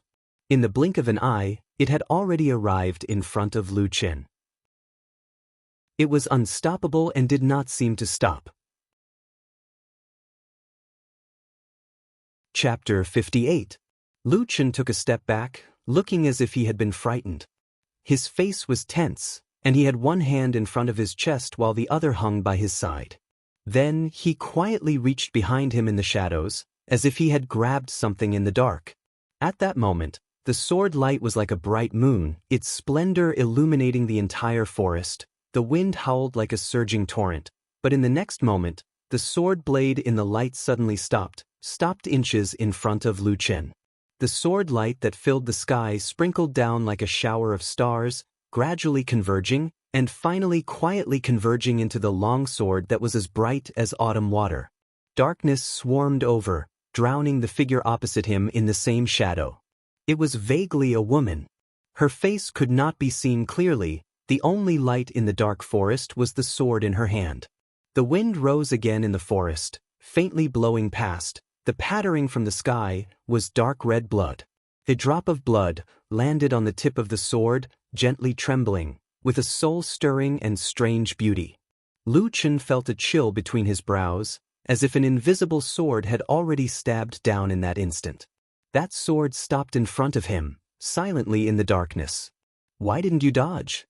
A calm but pleasant female voice came from the shadows in front of them. Lu Chen took a deep breath, said, "Your skills are too high, the sword force is too fast, I can't dodge." The woman in the darkness snorted, said, "Since it is so, why are you secretly holding a weapon behind your back? What is your intention?" Lu Chen immediately raised his right hand that was hanging by his side. Without any hesitation, he threw out the black short sword that he was holding in his hand. After a while, there was a muffled "piu" sound. The black sword was stabbed into a nearby tree trunk. Lu Chen spread out his hands, indicating that he was unarmed, and then slowly put them down. That bright long sword still stopped in front of him, did not waver in the slightest, and also did not have any intention of withdrawing. The night wind blew, that drop of blood on the sword tip trembled and twisted a few times, suddenly split into two, quietly drifting from the two sides of the blade to the dark ground. In that instant, the long sword's light seemed to brighten a little. The sharp sword tip also seemed to slightly raise its head. The surroundings were silent. In the depths of Lu Chen's eyes, his pupils also slightly contracted. But that instant passed in the blink of an eye. The long sword suddenly retreated, silently submerged into the darkness, returned to the woman's side, and then disappeared. There was a bit of light in the shadows, as if it was her bright and clear eyes. She glanced at Lu Chen without saying anything, turned and left, disappearing into the darkness in the blink of an eye. And at the moment when she turned, the darkness surged. Suddenly there seemed to be a faint red light flickering in the shadows. Lu Chen saw that moment of light, although it was a bit blurry, but he still saw that the woman's shoulder was draped with a scarlet feather shawl. Like the wings of a bird, it spread out behind her in the night, soaring in the night, floating into the distance. Lu Chen stood in place for a while, his eyebrows gradually wrinkled, as if thinking about something. After a while, he walked to the side of the tree trunk and took back the black short sword. It was unknown what movement his hand made, but after a slight tremble in the darkness, the black sword disappeared. Then, Lu Chen took a few steps forward, and then half-squatted down. The surrounding smell of blood began to diffuse, and blood dyed the ground in the forest red. Not far away, a terrible demon beast's body was split into two and fell to the ground. "Black demon bear," Lu Chen said in a low voice, then walked over and fiddled with the remains of the demon beast with his feet. "The demon core is gone. It should have been taken away by her. That sword was so powerful. It should be Moonlight Chop?" He was silent for a moment, then stood up, looked into the depths of the darkness in the distance, and said to himself in a low voice, "When did the Kunlun party have such a powerful young genius? But about that shawl?" Lu Chen paused, shook his head, and said nothing, then turned around and walked back the way he came. Just for a moment, the darkness followed him like a shadow, and in the blink of an eye, he also disappeared into the shadows. The next morning, after Han Nanzu and the others woke up, the group of 4 continued on their journey to the Black Armor Mountain. Perhaps it was because they were gradually entering the depths of the disorienting lands, they encountered more demon beasts today than yesterday. But under Lu Chen's lead, they still avoided most of the dangers along the way, and after half a day, they finally saw the peak of the Black Armor Mountain. Because it was almost impossible for ordinary people to enter the disorienting lands, most of the people who came here were human cultivators. Therefore, there were many places in the wilderness where there were no people, and of course, there were no roads. But there were exceptions to everything. For example, some popular places, human cultivators would come here many times, and some roads would appear after they stepped on it. For example, Lu Chen's group of 4 was currently standing on a small hill, and there was a 3-way fork in the road. Lu Chen pointed in the southwest direction and said to Han Nanzu and the others, "If we go in this direction, we will reach the Black Armor Mountain in an hour at most." Han Nanzu nodded and looked at the seemingly inconspicuous mountain in the distance. A trace of a smile appeared at the corner of his mouth. Standing to the side, Exen looked around curiously, and finally her gaze fell on the road under her feet, and she asked Lu Chen, "Brother Lu, did you say that this road was formed by many people?" Lu Chen said, "Yes." Exen said, "Could it be that everyone is going to the Black Armor Mountain? Doesn't that mean that all the spiritual materials on the mountain have been collected by people?" Lu Chen said with a smile, "That's not it. Although there are evening fog flowers and some other spiritual materials on the Black Armor Mountain, they are almost the lowest grade of 1-mark spiritual materials, so they can't attract too many people. The cultivators who often walk here go to another place." "Another place?" Exion's gaze drifted to another intersection, where the road meandered forward, leading to the southeast. "What is that over there? Is there any good place to go?" Lu Chen thought for a moment, and said, "Hundreds of miles south from here, there are quite a few famous spiritual material production areas, such as Green Sunflower Cave, 5 Peaks Mountain, Yellow Mud Pond. Usually, many cultivators go there." "I see." Exin nodded, and said with a smile, "Brother Lu, you are really knowledgeable." Lu Chen shrugged and said with a smile, "Don't forget that this is what I do for a living." Exin smiled sweetly, but Gang looked a little unconvinced and snorted, "In my opinion, although there are several places here, the most famous ones are clearly not those." Exin was stunned for a moment, and said, "Senior brother, what do you know?"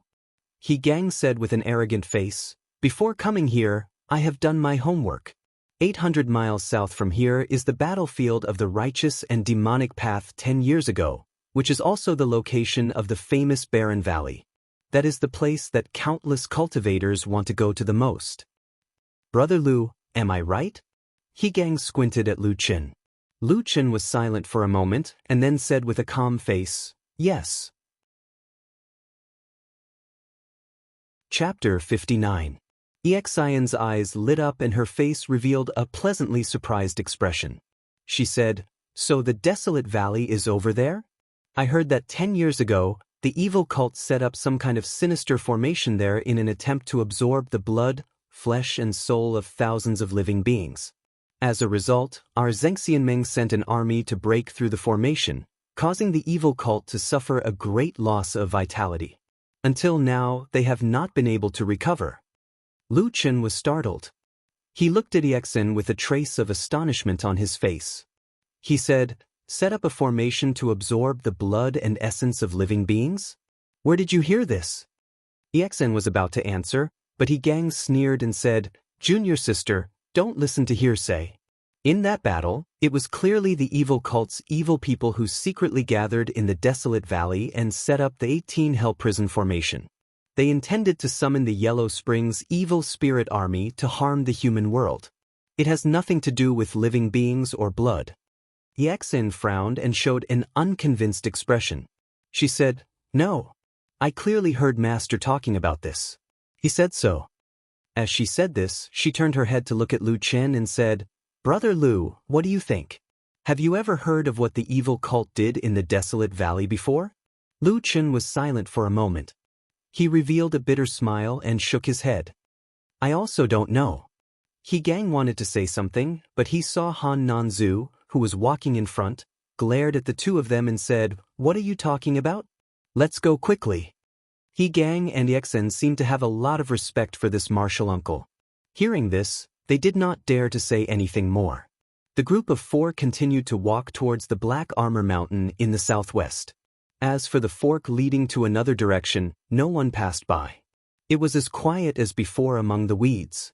When they walked to the foot of the Black Armor Mountain and began to climb the mountain, the ease of the journey disappeared. Because on the Black Armor Mountain, there were almost demon beasts everywhere. Even with a guide like Lu Chen, it was difficult to find a shortcut. The demonic beasts in the chaotic lands were ferocious creatures. When they saw people passing by, they would often attack. Therefore, Han Nanzu and the others took out their weapons and killed the demonic beasts along the way. Fortunately, this place was not too deep into the disorienting lands. The strength of the demonic beasts on the mountain was only average. They were ferocious but not intelligent. Han Nanzu and the others were able to deal with them. However, halfway up the mountain, He Gang, who had a few drops of blood on his face and body, could no longer endure it. He looked coldly at Lu Chen and said coldly, Lu Chen, why aren't you attacking? Along the way, Lu Chen had indeed been watching with folded arms. Strangely, most of the demonic beasts on the mountain were looking for Han Nanzu and the others. Very few of them went to cause trouble for Lu Chen. Lu Chen was also happy to be at ease. He had been watching the battle from the side and had no intention of helping at all. After hearing He Gang's words, Lu Chen grinned and said, We have an agreement. I only need to lead the way. I don't care about anything else. He Gang was furious, but he was immediately stopped by Han Nanzu. This middle-aged man looked at Lu Chen and frowned. Brother Lu, since we have promised you, we will not go back on our words. However, now that we have reached the Black Armor Mountain, where is the Dusk Fog Flower? Lu Chen smiled and took 2 steps forward. Looking at the mountain, he waved his hand and said, Follow me. The group of 4 continued to move forward. Han Nanzu and the others followed behind Lu Chen. They saw that he was walking towards the east of the Black Armor Mountain. In less than an hour, they encountered several groups of demonic beasts.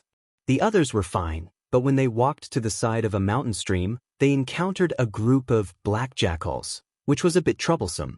Black jackals were ordinary low-level demonic beasts. They looked similar to the dogs of the farmers in the mountains outside the chaotic lands, except that they were a bit bigger and more ferocious. Individually, even on the Black Armor Mountain, black jackals were a relatively weak kind of demonic beasts. However, this kind of demonic beasts were born to be in groups. Almost no black jackals appeared alone.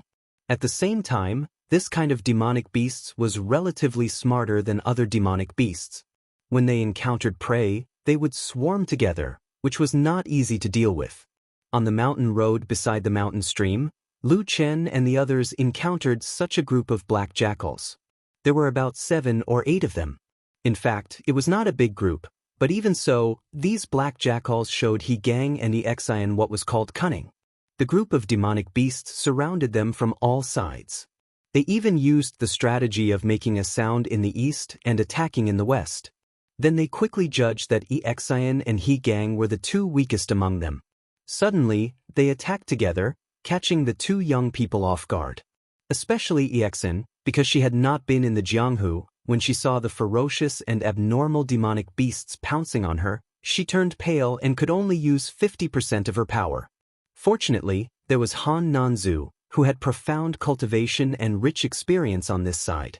He rushed forward with a sword, killed 3 demonic beasts and wounded 2. Only then did the rest of the demonic beasts retreat and saved Exen, who was a little embarrassed. During this process, Lu Chen still did not make a move. Exen was still in a state of shock, so it was fine, but Gang was glaring angrily. Just as he was about to let loose a torrent of abuse, he suddenly saw Lu Chen standing on the stone cliff beside the mountain stream, looking down, then beckoning to them. "We're here, the dusk fog flower is right below." Lu Chen's words weren't wrong. When Han Nanzu and the others came over to take a look, they discovered that there was indeed a waterfall that was several meters tall at the bottom of the mountain stream. The water flowed down and converged into a pool, and there were many pink flowers growing on the wet stone walls beside it. This time, Gang couldn't be bothered to argue with Lu Chen anymore. They hurriedly found a path to descend the mountain and walked all the way to the pool. Han Nanzu looked at the stone wall and smiled. "It really is the dusk fog flower. I didn't think there would be so many here." Gang and Exen were also very happy. Their goal this time was actually to pick 10 dusk fog flowers and return to complete the task. But looking at the flowers on the stone wall, there were at least 20 of them. It was obviously a big harvest. Immediately, Gang and Exen rushed to the stone wall to pick, while Han Nanzu walked to Lu Chen's side and said, "Brother Lu, this place is really good, thank you. But the 2-striped dusk fog flower you mentioned before?" Lu Chen nodded and pointed to the waterfall, saying, "If I'm not wrong, on the stone wall behind the curtain of water, there should be a 2-striped dusk fog flower. You should go and take a look." Han Nanzu was startled, and a trace of surprise appeared in his eyes. But after thinking for a moment, he still nodded and walked towards the waterfall. When he came to the side of the waterfall, he quickly climbed up the stone wall. Although many places looked slippery, it did not seem to be a problem for him. Not long after, his figure suddenly stopped, and then he looked into the water, plucked a large red flower from behind the water, and then jumped down. After landing on the ground, Han Nanzu carefully looked at the red flower in his hand, and suddenly a smile appeared on his face. He nodded and said with a smile, "It really is a 2-striped dusk fog flower." After thinking for a moment, he directly took out a small bag from his bosom and threw it to Lu Chen. "Your remaining half of the reward." Lu Chen caught it and nodded with a smile. Just as he was about to say something, he suddenly frowned and looked back. The wilderness was quiet. Other than the sound of the mountain breeze blowing through the treetops, there was almost no other movement.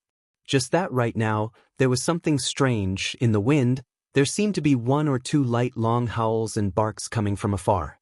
Lu Chen's face darkened, and he turned around with a frown. He said to Han Nanzu, "Stop picking, let's leave this place." Chapter 60. Why is that? Han Nanzu was startled and asked doubtfully. Lu Chen did not answer him immediately. Instead, he raised his head and called out to Gang and Exen, who were climbing the stone wall not far away, "You two, come down first." Gang and Exen looked back and were also a little surprised, but they quickly followed the stone wall down. Walking to Lu Chen, Exen rushed to ask, "Brother Lu, we are picking dusk fog flowers. Why did you call us down?" Lu Chen said, "Don't pick them first, we'd better leave this place immediately." Gang and Exen were both taken aback, their faces revealing a stunned expression. Han Nanzu frowned as he gazed at Lu Chen and said, "Brother Lu, what exactly has happened?" Lu Chen said, "I feel that there is something wrong with the surroundings, there may be more black jackals coming." Gang immediately sneered and said disapprovingly, "It's just a kind of inferior demon beast, what's there to be afraid of?" Lu Chen raised his eyebrows slightly and looked at Gang with a meaningful look. When Gang was looked at by him, he suddenly recalled that when he encountered the group of black jackals earlier, his performance was a little embarrassing. For a moment, he felt a little embarrassed and said angrily, "What are you looking at?" When we encountered the group of black jackals earlier, we were only unprepared. Once we faced them head-on, who would be afraid of those beasts? I can easily defeat them. Enough. A light shout rang out. It was Han Nanzu who stopped He Gang in time. However, at the same time, there was a trace of displeasure on his face as he said, "Brother Lu, these dusk mist flowers are very important to us. Moreover, we've also fought against those black jackals earlier. I believe you've seen for yourself that there's no problem." Lu Chen sighed and said, "In this mountain forest, black jackals are in groups, and the number of dogs varies. There are only a few dogs in a small group, and there may be hundreds of dogs in a large group.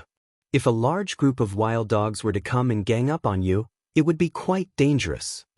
Han Nanzu was silent, and there was some hesitation between his eyebrows. But Yexen looked back at the stone wall beside the waterfall and said, "Martial uncle, we have only picked a few dusk fog flowers, there are still many more up there." Han Nanzu looked back and found that there were indeed more than half of the dusk fog flowers on the stone wall that had not been picked. At this moment, they were slightly trembling in the moist wind, looking particularly beautiful. He hesitated for a moment, thinking in his mind about the use of the dusk fog flowers after bringing them back, and then he said decisively, "Continue picking. Quickly. Once we have picked all these dusk flowers, we will leaving immediately." But He Gang and Exian agreed at the same time. As soon as he finished speaking, Exian immediately turned around and left. He Gang glared at Lu Chen with a bit of disdain, then turned around and strode towards the stone wall. Lu Chen looked at his back and shook his head slightly, then said to Han Nanzu, "In that case, I have promised the three of you to find this dusk fog flower, including the two-striped dusk fog flower. Now that I have done it, there is no need for me to stay here any longer. I will take my leave first." After saying this, he reached out to Han Nanzu and cupped his hands, then turned around and left. Han Nanzu looked at his back and wanted to say something, but then hesitated. After taking a deep breath, he turned around and walked towards the stone wall, ready to help He Gang and Yexin. Lu Chen strode away from the mountain stream, walked to the edge of the stone cliff, found a high ground to jump on, and looked around. He saw that the Black Armor Mountain was densely forested, and there was a murderous atmosphere. Further away, in the forest, there were vague black shadows leaping up and down. He didn't know how many there were in the weeds, but he could vaguely see that the black shadows were moving in his direction, and their speed was not slow. Lu Chen's face slightly changed. He looked at the mountain stream under his feet, snorted softly, then turned around and strode away. After walking swiftly for over 300 m, Lu Chen suddenly heard a wave of enraged roars and curses resounding from afar in the forest behind him. But because it was far away, those voices couldn't be heard clearly. However, there were many miserable barks of wild dogs mixed within, and it was extremely clear. At the same time, strange whooshing sounds also sounded from the forest behind him. It seemed that some of the black shadows were also chasing him. Lu Chen's face darkened, and he cursed in a low voice, "The dog's nose is so sensitive." Standing in the same place and pondering for a moment, Lu Chen looked at the surrounding forest again, and then suddenly jumped on a tall tree. His movements were as nimble as a monkey's, and he climbed up the tree in no time. Then, when he reached a tree branch that was several feet above the ground, he suddenly used all his strength and jumped from one tree to another. He repeated this action more than a dozen times in a row. In this forest, he was like a nimble monkey. Unbeknownst to anyone, he leaped from branch to branch, leaped over 100 feet in the air, and then climbed to the densest branch, at least 100 feet above the ground, and quietly hid there. Not long after, he suddenly heard a sharp bark, and a large group of black shadows suddenly appeared in the forest. It was a large pack of dozens of black jackals. These ferocious wild dogs roared, as if they wanted to tear apart all the creatures in front of them. But when they chased all the way to the place where Lu Chen had climbed the tree, all the wild dogs seemed to have lost their target. They circled around in place, at a loss for what to do. The barking of the dogs was still sharp and ear-piercing, and the anger and ferocity in it chilled one's heart.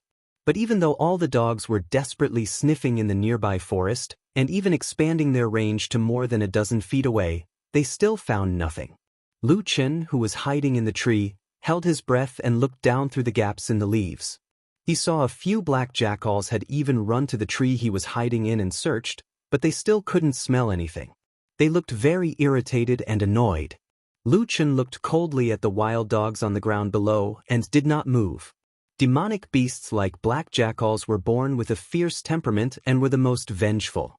If these beasts found him on this tree, even if they could not climb trees, they would surround this tree and this forest. They would not stop until their prey was killed. In his memory, a long time ago, when he was still young, he had wandered around the Black Armor Mountain for a period of time. He once saw a large group of black jackals surround a bear on a tree for 7 days and 7 nights. In the end, the bear couldn't hold on any longer and was divided up by the black jackals. Lu Chen shook his head slightly and shook off the bad memories in his mind. Then he leaned against the tree trunk and prepared to wait for the sky to turn dark. Below, for some reason, the black jackals seemed unwilling to give up. Just like that, they searched back and forth in the forest. Even further away, the shouts and shouts of shock and anger, as well as the sounds of swords clashing and killing, gradually grew louder. Lu Chen glanced in the direction of the mountain stream. After a moment, he lowered his eyes expressionlessly. After an unknown period of time, the sounds of fighting gradually quieted down. Only the screams of the black jackals became more and more mournful. A gust of wind blew gently, and the leaves on the branches of the trees began to shake. It was a little cold. Lu Chen slowly opened his eyes and felt that it was dark in front of him. At this time, it was already dark.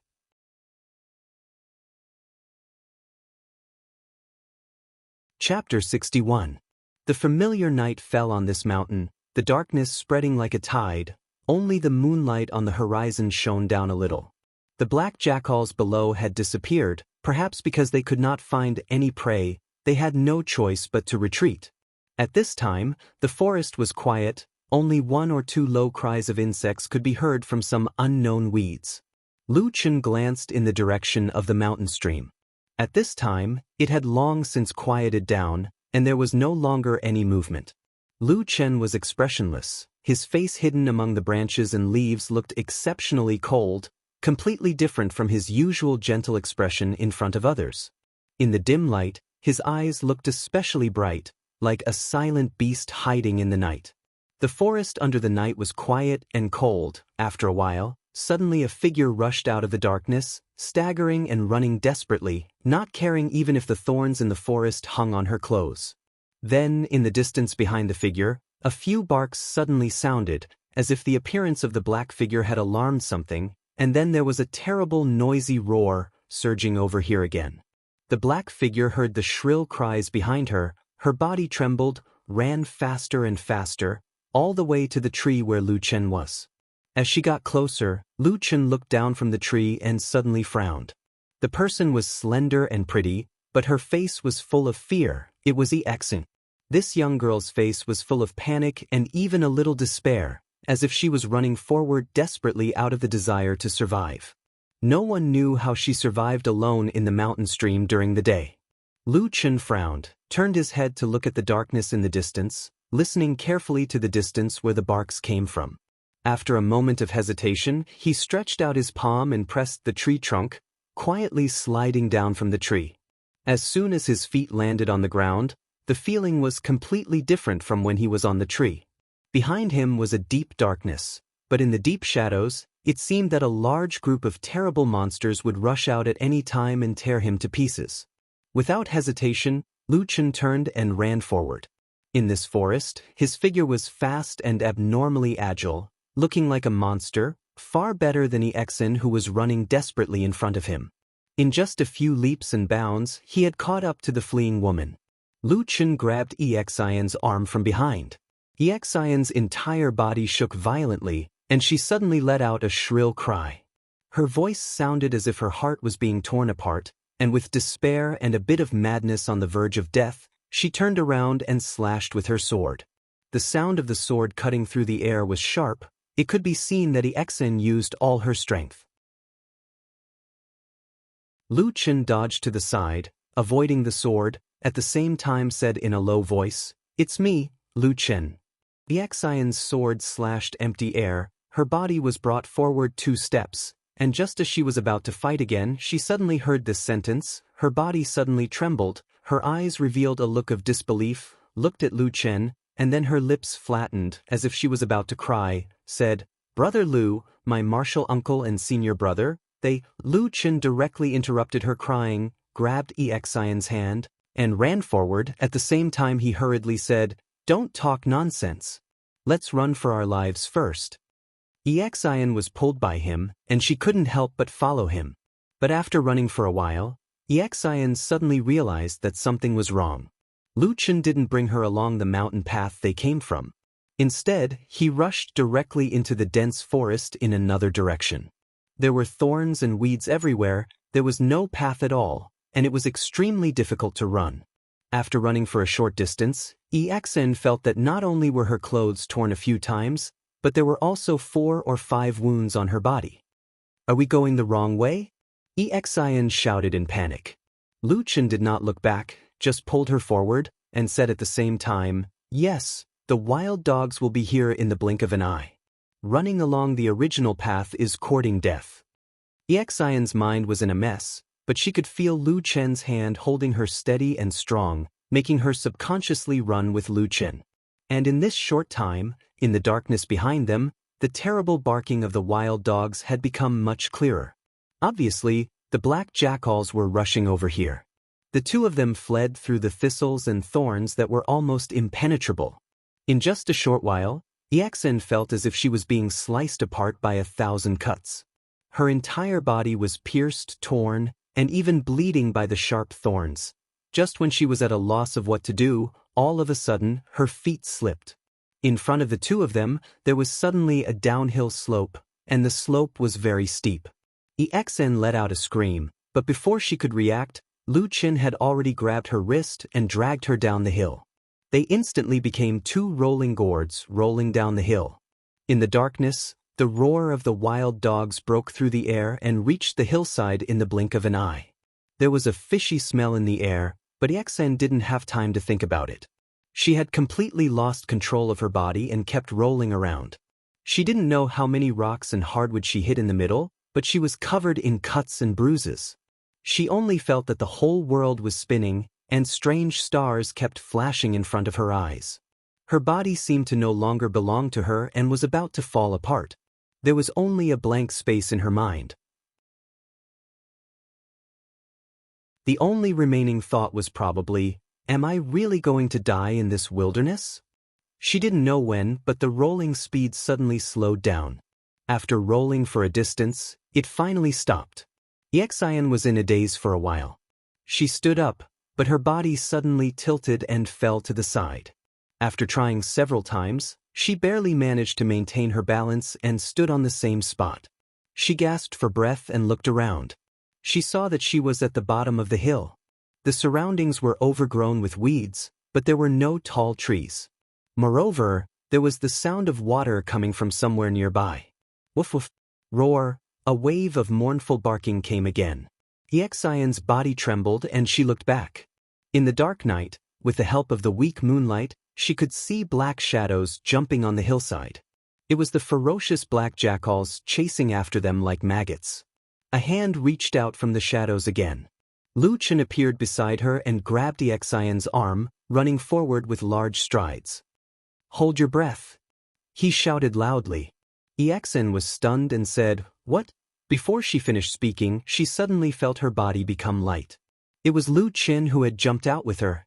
When they flew over the grass in front of them, the entire terrain suddenly opened up. There was no land under their feet, but a rapid river in the mountains. Poof! There was a loud sound and water splashed everywhere. The two of them fell directly into the rapid river and disappeared in an instant.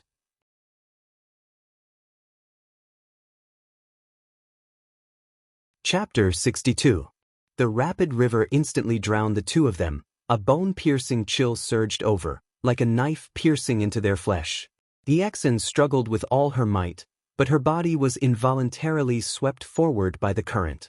She was like a piece of withered leaf in the water, constantly bumping into the hard rocks at the bottom of the river, and at the same time she could not breathe. She became more and more panicked, only feeling that everything in front of her was pitch black. There was only endless terrifying torrents in front of her, as if the next moment she could fall into a bottomless dark abyss. She could not help but cry out loudly, but before she could cry out, the moment she opened her mouth, the cold river water poured into her mouth, immediately suppressing all sounds. She choked on a large mouthful of water, violently coughing. At the same time her body was even more panicked, like a stiff rolling log in the water, rampaging about. But at this time, an arm stretched out from the side, hugging her body from behind. Exen was like a drowning person grabbing onto the last straw. Her entire body leaned over, at the same time as she violently coughed, her hands tightly grabbing onto that arm. "Don't move." A low voice sounded in her ear. Another body leaned over in the water, hugging her, letting her head out of the water so she could breathe, while floating down with the current. Exen greedily took in large mouthfuls of air, and then gradually became clear-headed and calmed down. She no longer moved casually and just nestled in the arms of the strange man. In this mournful and austere night, in this desolate and uninhabited wilderness, she drifted along with the flow. For a moment, she seemed to have thought of something. She turned around and looked at the direction she came from. In the depths of the darkness, at the foot of the hill, she could vaguely see a group of ferocious figures squeezing on the riverbank, letting out angry and violent roars. The current was very fast, but Lu Chen's swimming skills seemed to be quite good. Even with a burden like Exen, he was still able to swim with ease in the river. At the same time, the rapid current carried the two of them away from the hillside, all the way down, disappearing into the distance in this deep night. But looking at that direction, they were drifting further and further away from the path they came from, all the way into an even darker mountain range. After an unknown period of time, the river gradually calmed down. At the same time the surface of the water widened. The wild cries of those black jackals were long gone, only the darkness between the heavens and the earth remained the same. Exen felt Lu Chen start to paddle with his arms, bringing her upstream. At this moment, after several consecutive shocks and back and forth from the gates of hell, she felt extremely exhausted, but there was still a string in her mind that was tightly wound. As long as the night did not subside, as long as she was still in this terrifying wilderness of the land of confusion, she would feel a kind of fear from the bottom of her heart, and did not dare to sleep. After a while, Lu Chen brought Exen to the side of the river, and they walked. Splash! There was a clear sound, that was the sound of water splashing down from their bodies. The two of them were already completely drenched. Lu Chen did not seem to feel anything, but when Exen stood on the riverbank and was blown by the night wind, she immediately felt a bone-chilling cold, and could not help but shiver a few times. Lu Chen glanced at her, walked to Exen's side and said, "Can you still hold on?" Exen forced a smile and said, "I'm fine." After saying this, she suddenly realized that because her clothes were completely drenched, they were tightly clinging to her body, revealing all the exquisite curves of her body, making her look especially alluring. Exen felt her face suddenly heat up, and she subconsciously let out an "ah" and reached out to cover her body. Who knew that as soon as she raised her hand, an indescribably intense pain suddenly came from her left arm. Exen only felt her vision go black, and she staggered, almost falling to the ground, and her mouth also let out a painful groan. Lu Chen supported her, a little surprised, and asked, "What's wrong?" Exen was in so much pain that even her voice sounded a little shaky, and she said with a trembling voice, "My hand, my left hand." Lu Chen looked over, and reached out to support her arm for a moment, and then immediately frowned and said, "It's broken." Exen bit her lip, lightly gasping for breath. In her mind, the scene of her escape just now replayed in her mind, but she found that she could not remember where exactly it was that broke her arm. Perhaps it was because she was too nervous and excited, or because she had suffered too many injuries on the way, so she did not immediately notice that her arm was broken. Lu Chen looked around, and after a moment of silence, said, "Sit down first, and rest for a while." Exen used her right hand to support her left arm, found a stone on the river bank, and sat down, while Lu Chen walked to a place a little further away, where there were a few trees. He fiddled there for a while, and after a moment, came back with a branch about 2 fingers wide. At the moment, he was holding a black dagger in his hand, and it looked quite sharp. Exen watched him cut off all the branches and leaves, leaving only a round wooden trunk, and then he gestured to her arm. Do you have medicine on you? Luchan asked Exin. Exin shook her head and said in a low voice, I only have some medicine to stop bleeding and no medicine to set bones. Luchan nodded and didn't say anything else. He tore off a few pieces of cloth from his clothes and then straightened Exin's arm so that the broken bones were in place and tied her arm to the tree trunk. Let's do this for now. When the sun rises, we'll look around to see if there are any suitable herbs for you to apply. Luchan said calmly. In the process of tying her arm, it was naturally unavoidable to touch the broken bones, and Exin suffered a lot. But at least she knew that Luchan was doing this for her own good, and so she endured the pain, but her eyes were already filled with tears, and her face was incomparably pale. When Luchan was finally done, Exin let out a long sigh of relief and then timidly said, Thank you very much, Brother Lu. Luchan looked at her and said, It's very dangerous here in the disorienting lands at night, and we can't easily light a fire. Otherwise, it'll easily attract troublesome and powerful demonic beasts. We can only wait like this until the sun rises. Can you still hold on? Exin gritted her teeth.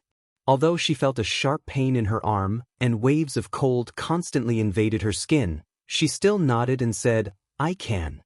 Luchan grunted and walked to a spot a few feet away from Exin and directly lay down on the ground, saying, Then let's rest and wait for the sun to rise. Exin sat there in a daze for a while. Although she was extremely tired, she didn't know why, but she didn't feel the slightest bit sleepy. Looking at the deep night sky between the mountains and the dark river not far away, she suddenly felt like crying.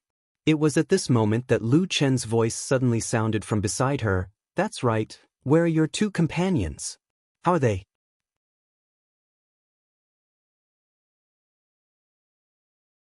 Chapter 63. They. In the dark of the night, although Exin was sitting not far away, her figure was somewhat blurry. At this moment, her voice sounded a little trembling and deep, as if Luchan's words had suddenly poked at a certain part of her heart. For a moment, she didn't know what to say. Did you encounter a pack of black jackals at the waterfall? Exin slowly lowered her head. After a while, she said, Yes, after you left, not long after, a large group of black jackals suddenly rushed over. There were too many of them, and I couldn't even count them all. Her breathing suddenly became a little hurried, as if she was being stabbed by memories. She said in a low voice, Martial uncle, senior martial brother, and I fought in a hurry. Although we had our backs against the wall of the mountain, there were too many demonic beasts. After fighting for a long time, we still couldn't hold on. Uncle Master told us to split up and run. He said that one of us could escape. At this point, her voice was choked with sobs. After a pause, she continued, Senior brother and I rushed out. In the middle, I turned around and saw Uncle Master being pounced on by a large group of black jackals. In the blink of an eye, flesh and blood flew everywhere. I was terrified. Senior brother, he pulled me and ran with all his might, but there were black jackals chasing after us. In the end, senior brother, he and I had no choice but to split up and run for our lives. The last time I saw him, there were more than 10 black jackals pouncing on him. Then they were blocked by the trees. I only heard a series of screams and wild dogs barking. In the darkness, Luchan was silent for a moment before saying, What about you? Why were you the only one who escaped in the end? Exin said in a daze, I ran for a while and saw that I was about to be caught again. But at this moment, I suddenly remembered that before I went down the mountain, Master had given me a blinding talisman. So I climbed up a tree and used this talisman. The black jackals chased me nearby and couldn't find me. At this point, Exin suddenly burst into tears and cried, It's all my fault, it's all my fault. If I had thought of this earlier, martial uncle and senior brother might not have died. Luchan was silent and didn't say anything. He let Exin cry for a while. After her sobs calmed down a little, he said indifferently, This isn't your fault. And even if you used this talisman in advance, when the black jackals were right in front of you, with the keen senses of those demon beasts, you still wouldn't be able to escape. Exin's body trembled as she whispered, Really? Yes, Lu Chen responded, then turned over and said, "It's getting late, hurry up and sleep. We might have to climb mountains and wade rivers for the whole day tomorrow. If you don't sleep, your body won't be able to take it." Xian's lips moved slightly.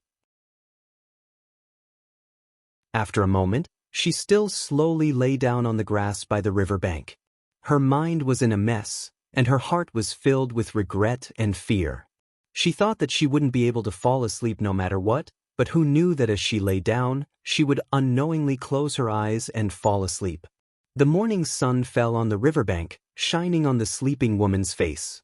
Although her face was still a little pale and the ends of her hair were messy, a strand of beautiful hair still hung down from her temples and slid down to her nose, bringing with it a bit of languid beauty. Her slender and long eyelashes trembled a few times in the golden brilliance, and then Xian slowly opened her eyes. For a moment, she seemed to still be in the warm home of her memories. Her kind master and close senior and junior sisters were still by her side. Someone was smiling and saying something to her, and when she was full of joy and wanted to sit up and answer, a sudden pain came from her left arm, waking her up from the illusion. Hiss! Xian sucked in a breath of cold air and bit her lips. This time, the pain was so severe that she almost cried out. At the same time, a voice came from not far away. "Be careful, don't make the injured bone crooked, otherwise you'll suffer again." Xian panted a few times and didn't dare to move her left arm. She sat up straight and looked to the side. She saw that Lu Chen had already woken up and was walking over from the other side of the forest. He was holding a lot of things in his hands. It looked like some random weeds that Xian didn't recognize, and in the middle, there were some strange dark brown things. Lu Chen walked to Xian's side and squatted down to put the things in his hands to the side. Then he grabbed Xian's left arm and examined it. He nodded and said to her, "I'll help you apply some medicine now. It should heal faster, but there will be some pain. Endure it yourself." When Xian heard the word pain, her heart skipped a beat. She was a little afraid, but looking at Lu Chen's calm face, she didn't know why she couldn't say no for a moment. Moreover, no matter how she looked at it, this man was doing it for her own good. So, after hesitating for a moment, she still slowly nodded. Lu Chen gently untied the wooden stick from her arm and then tore her sleeve. On her white wrist, the area around the broken arm was already red and swollen.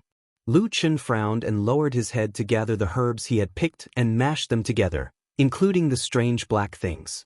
Xian glanced at his hands. Suddenly, her eyes straightened and she saw that the black things were actually some strange insect eggs that she couldn't name. They were black and fat and looked very disgusting. Xian was shocked and suddenly felt nauseous.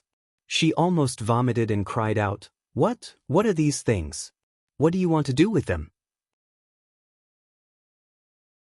The larvae of the golden-winged bee. Lu Chen glanced at her and said faintly, "Don't talk nonsense. This is good stuff. It can at least speed up the recovery of your broken arm by several times. You're lucky to be able to find it here." Xian was stunned and speechless. She wanted to say something, but she swallowed the words that were about to come out of her mouth. It was just that she had never seen these disgusting things before. When she saw that Lu Chen had actually mashed the insect eggs together with the herbs, she suddenly couldn't stand it. She quickly turned her face away and took a few deep breaths before she slowly recovered. Not long after, Xian suddenly felt a cool sensation on her arm. Then, Lu Chen smeared a layer of sticky stuff on the wound of her broken arm. Xian didn't dare to look at the wound. After a while, she felt that Lu Chen first wrapped it with a cloth and then tied her arm to the wooden stick again. "It's done." Lu Chen stood up and said to her, "As long as there are no accidents, he should be fine in about 7 or 8 days. Let's get up and continue our journey." Xian gritted her teeth and stood up. She forced herself not to look at her left arm and said, "Where are we going?" Lu Chen said, "I don't know. Let me see the direction and terrain first." Xian was taken aback and said, "Aren't you a guide? You should be very familiar with the Black Armor Mountain, right?" Lu Chen looked at the woman snappily and said, "Of course I'm familiar with the vicinity of the Black Armor Mountain. But even if I'm a guide, I can't jump into the torrent to explore the terrain, right? I've never been to this area." Xian was speechless. At the same time, she also felt that she had said something wrong. If it wasn't for saving her, perhaps he actually didn't need to jump into the river last night. Thinking of this, her cheeks became a little hot. She subconsciously turned her head away and looked elsewhere. Who knew that as she turned her gaze, Exen suddenly saw a pair of ferocious eyes looking at them from behind a dense thicket of grass in front of them. There was a trace of viciousness in that fierce gaze, almost no different from that of a demon beast, causing Exen to jump in fright. She suddenly took a step back and pointed in that direction, crying out involuntarily, "There's someone over there."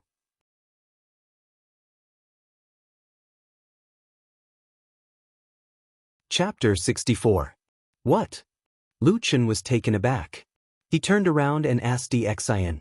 Exen hurriedly pointed at the bushes and said anxiously, I just saw something in the bushes." Before she finished speaking, Exen's voice suddenly stopped. She looked in that direction with a trace of surprise. She saw that the bushes were still the same, but she didn't see the pair of fierce eyes that she just saw. Lu Chen looked in the direction that Exen pointed. He looked at the bushes and frowned slightly. He then walked over. Exen didn't know why, but she suddenly felt nervous. She also followed behind him, and at the same time, her eyes kept looking left and right. The two walked to the edge of the bushes. They saw that the bushes were lush, about a person's knee height. But at the moment, the bushes were empty. It was obviously impossible for someone to hide inside. Lu Chen pondered for a moment. He broke a branch from the side and patted the nearby bushes for a while. He only saw a few flying insects, but he still didn't see the figure that Exen said. Lu Chen looked back at Exen. Exen's cheeks were slightly red. For a moment, she was not very confident. She thought, could it be that I was too tired yesterday, so my mind is not very clear now?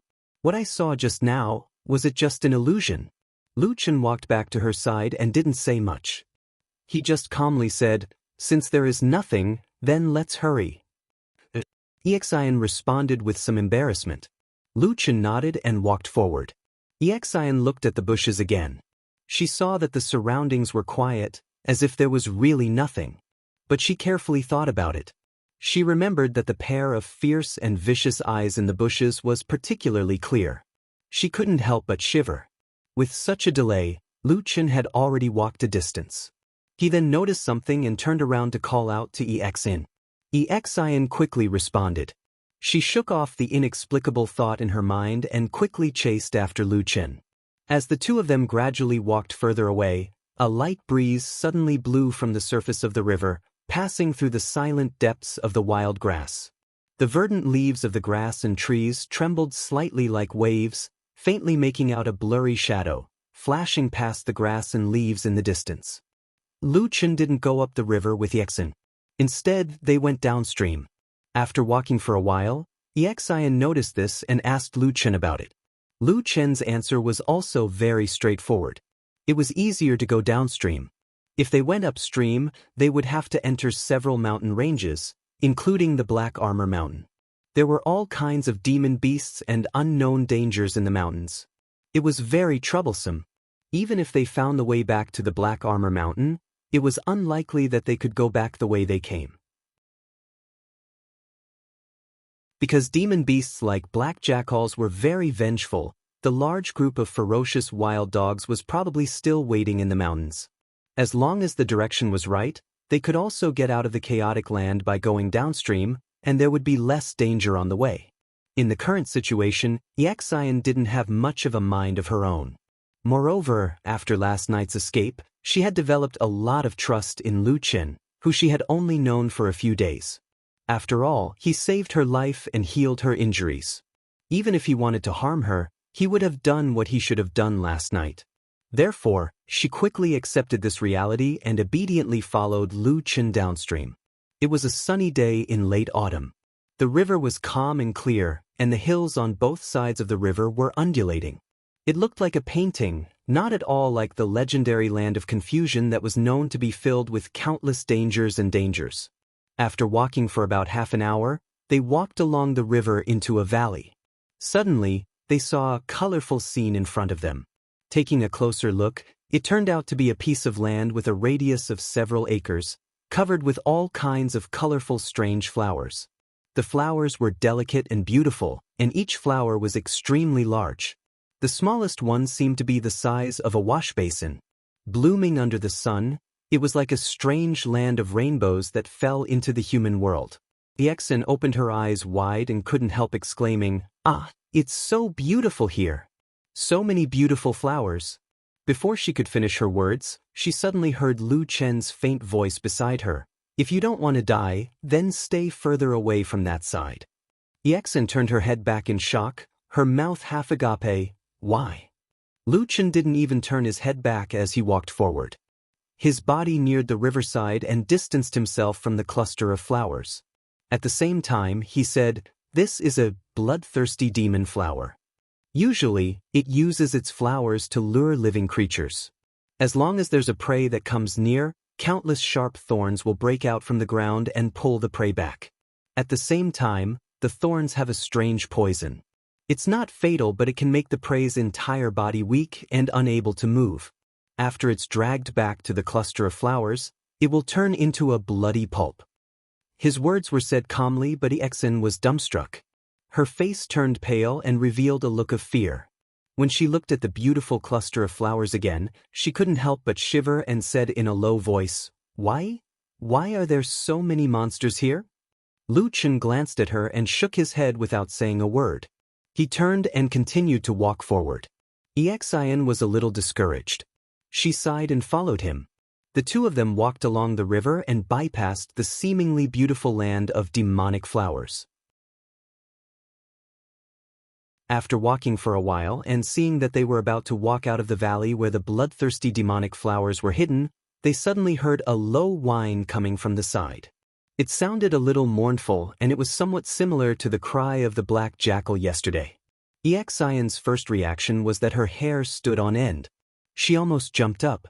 Yesterday, she was almost killed by those terrible black jackals, so she was almost allergic to this kind of terrible sound. However, in comparison, Lu Chen was much calmer. He first grabbed Ixen, who was about to rush forward to escape, and pulled her to his side. At the same time, he frowned and looked to the side of the valley exit. Ixen was still in a state of shock, but she felt at ease when she felt Lu Chen's hand beside her. She looked over and was stunned. There was no black jackal on the ground. No, there seemed to be a wild dog. It wasn't big, and it looked like half a puppy at most. The fur on its body was black, but it was lighter than the black jackal demonic beasts from yesterday. It seemed a little different. Especially on its back, from the back of its head and neck down to its back, there was a long and narrow white fur band. It was very clear, showing that this puppy was not a black jackal. After Ixen looked carefully for a while, she saw even more strangeness. The puppy was lying on the ground, unable to move. It could only cry out mournfully, looking especially pitiful and helpless. One of its legs was dragging behind it. Unlike the other three legs, it seemed to be broken.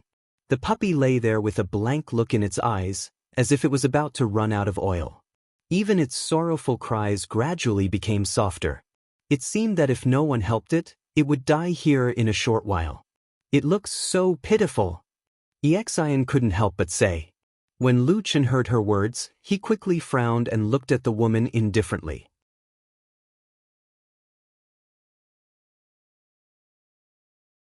Chapter 65. Ixen suddenly felt a little guilty when he suddenly looked at her like this. After hesitating for a moment, she softly asked with a trace of unconfidence, "Brother Lu, this puppy, could it be a powerful demonic beast that can harm our lives at any time?" Lu Chen glanced in that direction and said indifferently, "Such a small thing, of course it can't kill us." Ixen let out a sigh of relief, as if her suspended heart had finally been put down. "Then let's save it, okay?" Lu Chen snorted and said, "You were chased half to death by a pack of black jackals yesterday. How can you be so merciful today?" Ixen was startled and said, "Is this puppy also a black jackal? When I saw it just now, I thought it wasn't. It really isn't a purebred black jackal demonic beast." Lu Chen interrupted Ixen's words and said, "This is a hybrid between a mountain snow wolf and a black jackal. It is rare for it to survive and grow up. Even if you save it, it would be a waste." Exen was stunned and said, "Why?" Lu Chen wanted to say something but stopped. For some reason, his expression suddenly became gloomy, as if he was a little unhappy. Even his voice had a rare trace of impatience as he said, "In short, it still has the blood of a black jackal. Do you want to save it?" Exen was shouted at by him and immediately shrank back. After a while, she timidly said, "I'll listen to you." Lu Chen snorted and turned to leave. Exen sighed softly and followed. From time to time, the puppy's sorrowful cries could be heard from behind her. Exen could not bear to see it, but reason told her that Lu Chen's method might be the right choice, so she resisted the urge to look back. The two of them walked all the way out of the river valley, and the puppy finally disappeared from their line of sight. At the same time, the river made a big turn here and continued flowing in another direction. Lu Chen stopped in his tracks. He raised his head and looked around. He then looked up at the sky as if he was trying to figure out the direction and the terrain. Exen hesitated as she waited, but she couldn't help but take advantage of this opportunity to sneak a few steps towards the river valley. She stuck her head out and looked at the place where Lu Chen had been. However, with this glance, Exen suddenly let out a soft cry. Then she used her uninjured hand to cover her mouth, her eyes filled with shock. Lu Chen immediately noticed Exen's unusual behavior and turned around to look at her. Then he frowned. In the distance, near the broken leg of the puppy, a large yellow leopard suddenly appeared. It bared its sharp fangs and slowly approached the puppy. At the same time, its eyes were filled with greed. The puppy let out a mournful cry, as if sensing the impending disaster, desperately struggling to shrink back. However, one of its broken legs was dragging on the ground, and no matter how hard it tried to crawl away, it was only a feeble struggle before death. The yellow leopard clearly saw through the puppy's weakness. But as a monster, it still had some vigilance. It first looked around to see if there were any enemies nearby. At the same time, it was also very afraid of the bloodthirsty demon flowers, so it kept a long distance. The puppy was about 30 feet away from the bloodthirsty demon flowers. The yellow leopard looked at the flowers and seemed to determine that this distance was enough to not disturb the flowers. With a low growl, its body suddenly soared into the air and pounced towards the puppy. The puppy let out a mournful cry. In the distance, Exen's body trembled. She couldn't help but close her eyes, not daring to look again. But at this moment, a black shadow suddenly flew out from nowhere, streaked across the air and directly smashed into the area between the puppy and the bloodthirsty demon flowers. Lu Chen looked over and his pupils suddenly constricted. He saw that the thing that was suddenly thrown out was a bloody piece of meat. There seemed to be a light breeze, gently blowing past. In the vast empty space in the river valley, everything suddenly quietened down. Almost in that instant, the yellow leopard who was already in the air suddenly let out an angry roar. But the ground in front of him suddenly shook violently. Near that piece of meat, a boom sound was heard. Several thick vines full of thorns broke out from the ground and rushed out, wrapping around that piece of meat. But that piece of meat was too small and it did not move at all. The vines wiggled a few times and instantly seemed to sense something and turned in a different direction. This time, it was towards the yellow leopard who had leapt into the air. The ferocity in the yellow leopard's eyes was no longer there. Right now it was filled with fear. How could it still care about that puppy? With a mournful cry, it landed on the ground and was about to run away with its tail between its legs. However, those extremely terrifying vines arrived with a loud bang. Their speed was fast, almost like lightning. Wherever they passed, sand and stones flew. Only a rumbling sound mixed with sharp howls could be heard. A moment later, amidst the yellow leopard's angry roar, it was actually caught by those vines just as it was about to run out of the boundary and then slowly dragged back. The yellow leopard screamed and screamed, struggling with all its might. However, the vines wrapped around it and not long after, countless of thorns pierced into the yellow leopard's flesh. Gradually, its voice became lower and lower. Its struggling became smaller and smaller until it finally reached a state of limp helplessness. At this time, a black rope suddenly flew out. There was a sharp claw attached to the rope and it accurately landed on the yellow leopard's hind leg. Then, it suddenly grabbed tightly and the sharp blade instantly cut open the yellow leopard's flesh. The yellow leopard let out a mournful cry as one of its hind legs was separated from its body. Strangely, the bloodthirsty demon flowers did not have any reaction to this. They continued to drag the yellow leopard, who was on its last breath, and continued to walk backwards. Not long after, they dragged it to the incomparably gorgeous flower field. After wriggling for a while, it once again became quiet. The rope that was holding the leopard's leg fell to the ground and also slowly retracted. At the same time, a figure walked out and unhappily spat. He grabbed the leopard's leg with one hand and the puppy with the broken leg with the other, then turned around and left. Under the sunlight, this person looked like an evil spirit that had just walked out of the Yellow Springs. His body was bent and his skin was dark and cracked. He was almost like a skeleton with only skin and bones. And on that terrifying face, 2 broken fangs protruded from the side of his mouth, making him look more like a beast than a human. As he left, this strange person seemed to think of something. He suddenly turned around and looked in the direction of the valley's exit. However, he saw that it was empty and there was no sign of anyone. He muttered something as if he was cursing something viciously. Then, he grabbed the bloody leg and quickly disappeared into the valley. No one knew where he went. After a long time, Lu Chen and Exian's figures slowly appeared behind the stone wall of the valley's exit. Lu Chen's hand was tightly covering Exian's mouth. Exian's eyes were filled with shock, as if she could not understand what had just happened. On the other hand, Lu Chen's expression was rather cold. He looked coldly at the river valley as if he was thinking about something. After a while, he suddenly said in a low voice, "Barbarians?"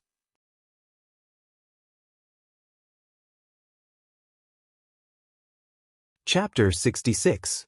The Exan was so shocked by what she had just seen that her heart was still pounding, so she did not hear Lu Chen's words clearly. She asked in a low voice, "Who are you talking about?" However, Lu Chen's hand was still covering her mouth, causing her words to sound muffled. Only then did Lu Chen realize that and let go of his hand. Exan heaved a sigh of relief. After taking a few breaths, she looked at the place where the bloodthirsty demon flower had been and could not help but turn pale. If Lu Chen hadn't stopped her, and if the 2 of them had walked up to the puppy with a broken leg and thrown that bloody piece of meat at it, Exian didn't even dare to imagine what the consequences would have been. "This place is too dangerous.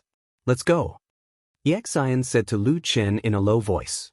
At the same time, she swore to herself that she would never come to a place like this again.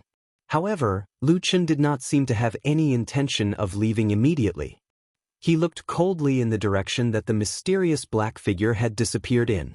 It was a dense forest, and no one knew where it led to. "Let's go and take a look."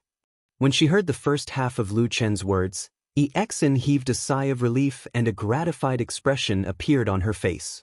However, before the smile could fully appear on her pretty face, her expression froze again. What are we going to see?" she stuttered. Lu Chen did not speak and walked towards the forest in the valley. He looked calm, but when Exan looked at him from the side, she noticed that his eyes seemed to be exceptionally bright. There was even an icy coldness that she had never felt from this man before. It was as if a sharp blade was slowly being unsheathed, emitting the scent of blood. A barbarian who strayed from the group in the disorienting lands. A low voice seemed to come from his mouth. It sounded like he was talking to himself, but it also sounded like he was laughing coldly. Exan stood rooted to the ground. For a moment, she was at a loss. From the bloody and violent scene just now, the mysterious black figure hiding in the dark was obviously very ferocious. It would be very dangerous to go and look for it rashly. However, she did not understand why Lu Chen, who had been very cautious most of the time, would suddenly act out of character and insist on finding trouble with the black figure. Wouldn't it be better to just leave this place? After all, neither of them were injured, right? She hesitated for a long time. When she looked up, she realized that Lu Chen had already walked far away. Seeing that he was about to reach the edge of the forest, Exan could not help but feel a little afraid. She didn't have much worldly experience, so she was a little afraid of the disorienting lands after last night's experience. Lu Chen was her most trustworthy backer at the moment. At that moment, she couldn't help but call out, "Big brother Lu, wait for me." As she spoke, she jogged to catch up to him. Walking into the forest, Exian felt that the surrounding light had suddenly dimmed. The temperature was also slightly lower than outside. She guessed that it was because the forest was too dense. There were many short shrubs in the forest. Who knew how many years of fallen leaves had formed a thick layer on the ground? When she walked on it, she felt that it was soft under her feet. The air was filled with the smell of the leaves and rotten soil under her feet. It didn't take Lu Chen much effort to find a hidden path in the forest, and then he walked along it. The path was intermittent and strange. Sometimes, it would suddenly disappear. However, no one knew what kind of strange ability Lu Chen had. Every time this happened, he would carefully observe the surroundings and find some traces in some inconspicuous corner. From there, he would rediscover the path. Some of the traces were faint bloodstains from the short leaves. Some were leaves that had just fallen. There were even some that were almost unrecognizable footprints on the withered leaves. However, Lu Chen still managed to find them one by one. Exian followed behind Lu Chen. Her eyes were filled with shock and horror. Ever since she was young, she had embarked on the path of immortal cultivation. All she knew was cultivation techniques. At most, she would spar with her fellow disciples. She had never seen anything like this before. She looked at the back of the man in front of her and suddenly felt a sense of trepidation. If one day she became this man's prey, she would definitely have nowhere to run, right? She could vaguely sense that this man named Lu Chen seemed to exist on the other side of the cultivation world that she was familiar with. Before coming to the chaotic lands, she knew nothing about the things in that dark world. Lu Chen's movements were practiced and efficient. Sometimes, his movements were so sharp that Exian felt that there were some hidden traces. It was as if he knew the location beforehand and found it with incredible speed.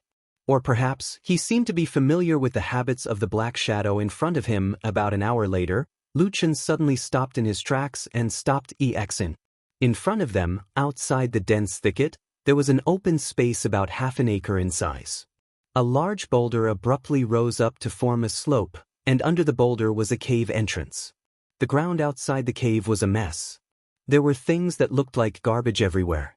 There were charred stones, broken wooden sticks, and bones of different sizes. At a cursory glance, most of them were small animal bones. Huff! A strange sound came from the cave. It sounded like heavy breathing. Not long after, a black shadow walked out. It was indeed the strange man who had appeared in the Valley of the Bloodthirsty Demon Flowers. Now that they were closer, Lu Chen and Exian could see more clearly than before. Soon, they realized that this person wasn't young. Apart from the fact that he was all skin and bones, even his gait made him look like an old man who was out of breath. But even so, this strange man's ferociousness didn't diminish at all. When he walked out, he was still holding the bloody leopard's leg in his hand.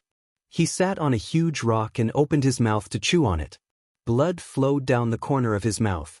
He looked like a wild beast. Exian's body trembled. She felt a wave of nausea in her stomach. She almost vomited from this scene. Fortunately, she knew that this was not the time. She forced herself to bear with it. But she did not dare to look at this barbaric man drinking blood. She shrank her body back. Just as she was about to tell Lu Chen not to cause trouble and leave first, her body suddenly froze.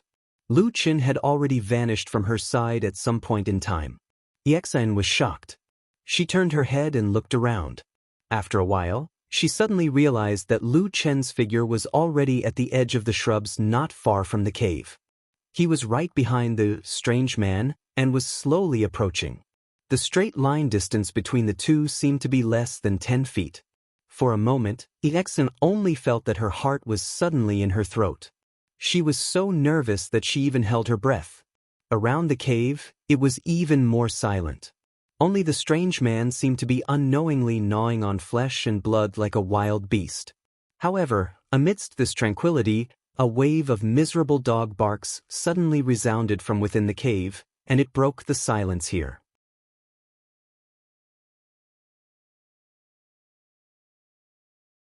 Chapter 67. Lu Chen, who had been slowly approaching, suddenly stopped in his tracks.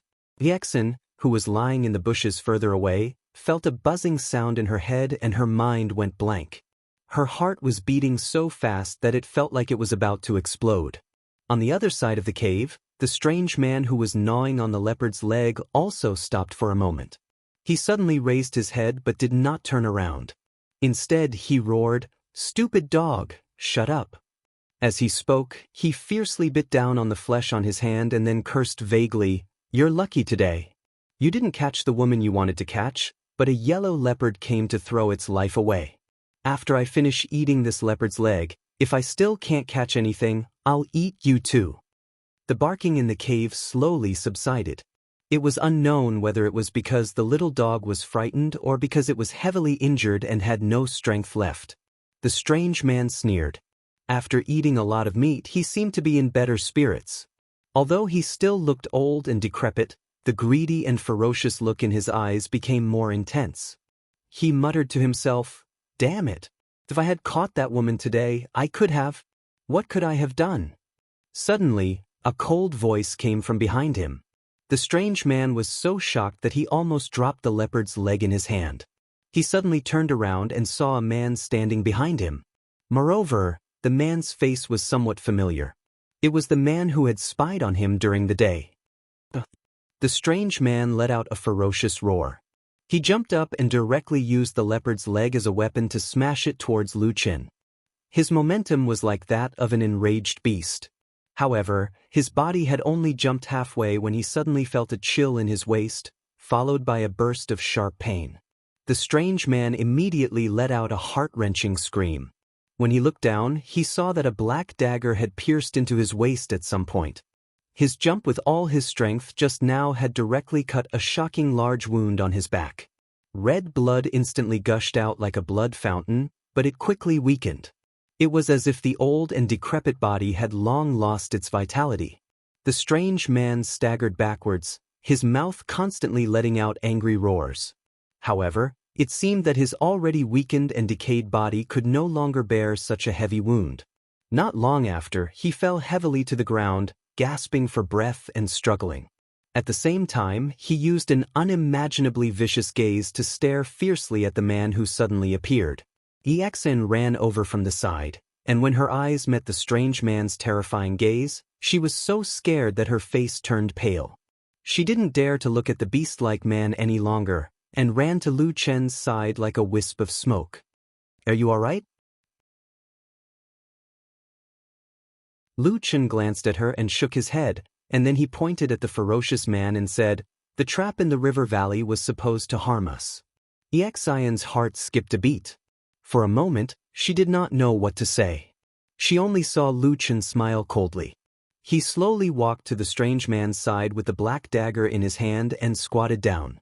The strange man's body subconsciously shrank back, but he still stared at Lu Chen with a fierce gaze.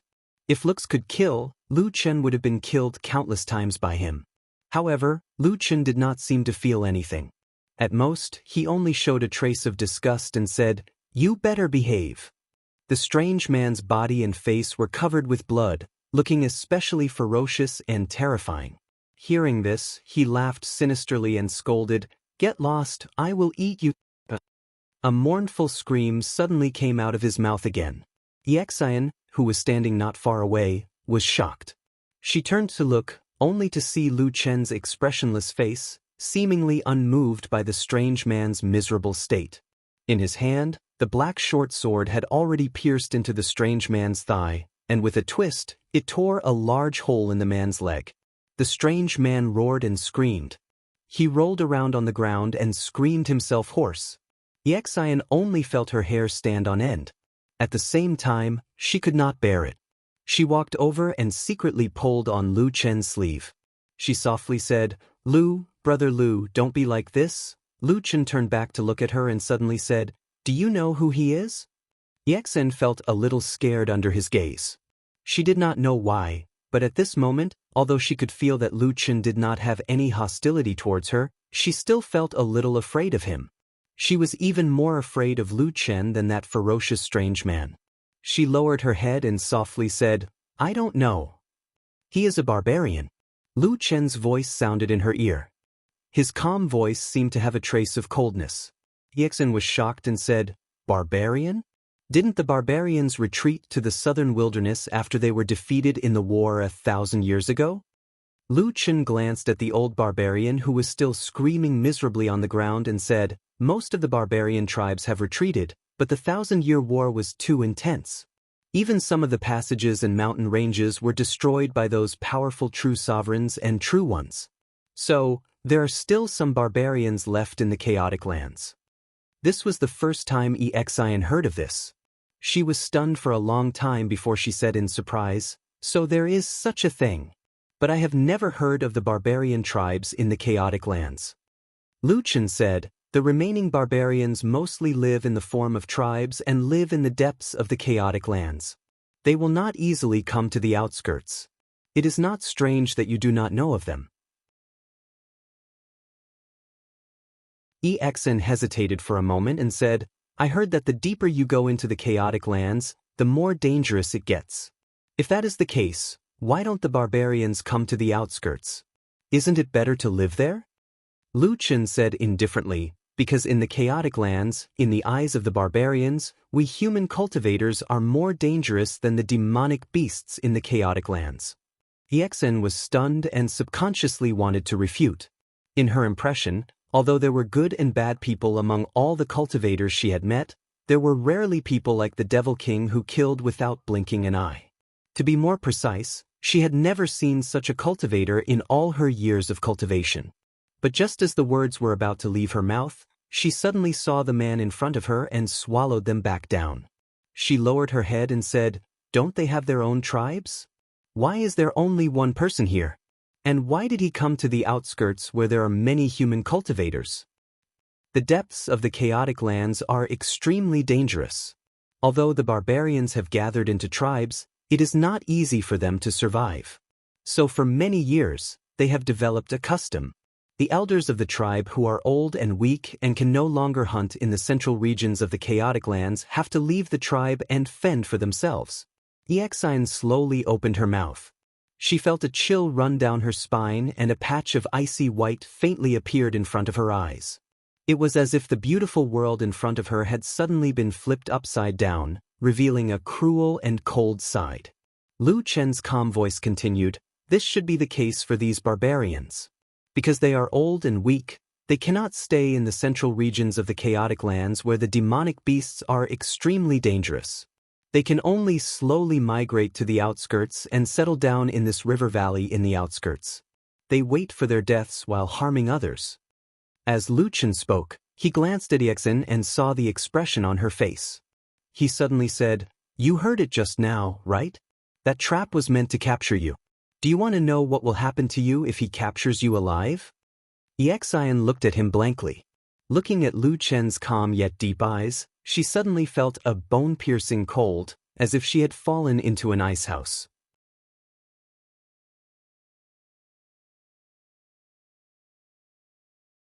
Chapter 68. What will happen? Exian asked in a low voice. Lu Chen looked at her face and slowly said, If you fall into a trap and are captured alive, without any ability to fight back, he will first rape you, then chop your body into pieces and slowly eat them. He pointed at the bloody leopard's leg on the ground and expressionlessly said, Just like that thing. Blarg. Exen looked at the leopard's leg and finally could not bear it anymore. Her body trembled as she rushed to the bushes at the side. She bent her body and retched. Her face was as pale as paper. Lu Chen quietly looked at her. He did not comfort her, nor did he continue to say those cruel words. After a while, Exen seemed to slowly calm down. She panted as she straightened her body and walked back step by step. She didn't dare to look at the dirty and ferocious old barbarian anymore. She didn't even dare to look at the leopard's leg on the ground. She only timidly walked to Lu Chen's side. After hesitating for a while, she said in a low voice, Big brother Lu, let's go, okay.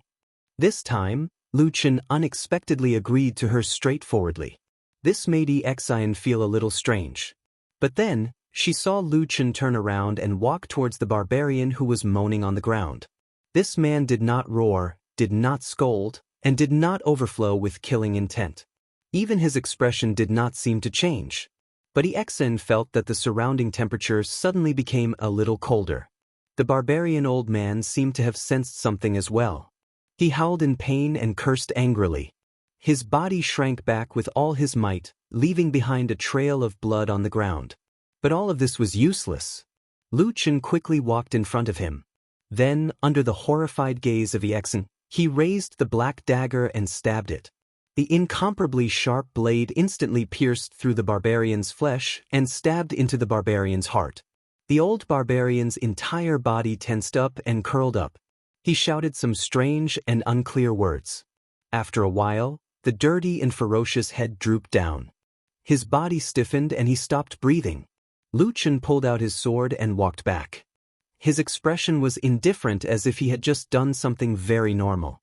He said to Ixen, "You can go now." Ixen blankly nodded. She looked at Lu Chen and suddenly felt an impulse in her heart. She could not help but ask, "Brother Lu, do you have a grudge against these barbarians?" Lu Chen's body paused for a moment. He did not turn back. After a while, he said, "I have a grudge against them. But it is not to the extent that I have to kill them. But if someone wants to kill me first, I will kill them first." Ixen was speechless. Her expression was complicated. Everything that happened in front of her, including Lu Chen, was completely different from the simple life she had met in the past. It was far beyond her understanding. If the person who saved her yesterday was a strange and brave man, then today, Lu Chen seemed to have suddenly become a completely different person. "Let's go." Lu Chen, who was in front, turned around and called out to her. Ixen was shocked. She quickly replied and quickly walked over. But just as she walked past the cave and was about to walk up the slope to leave with Lu Chen, suddenly, a few sorrowful cries came from the entrance of the cave. Then, a small body climbed out of the cave with some difficulty. It was a puppy with black fur and a white stripe on its back. One of its hind legs was unnaturally drooping on the ground. It seemed to be broken. Its body was also messy and dirty. It looked extremely miserable. The puppy struggled to climb out, as if it had used up the last bit of its strength. It desperately wanted to live. Then, it barked a few times at Ixen, who was not far away. "Woof, woof, woof." Ixen stopped in her tracks. Her face showed that she could not bear to see it. This kind of compassion made Ixen feel a little strange. In the past, when she passed by some towns, she had seen such pitiful stray dogs and cats. But at this moment, her heart seemed to be especially soft. Maybe it was because from last night until today, she suddenly saw too much killing and blood that she had never seen in her life. That kind of heavy pressure almost made it hard for her to breathe. Or maybe she was simply soft-hearted. So, she turned around and walked towards the puppy. Lu Chen, who was in front, stopped and looked at her. He frowned. Ixen walked to the side of the puppy and squatted down. She carefully looked at it and immediately found that the situation of the puppy was worse than she had imagined.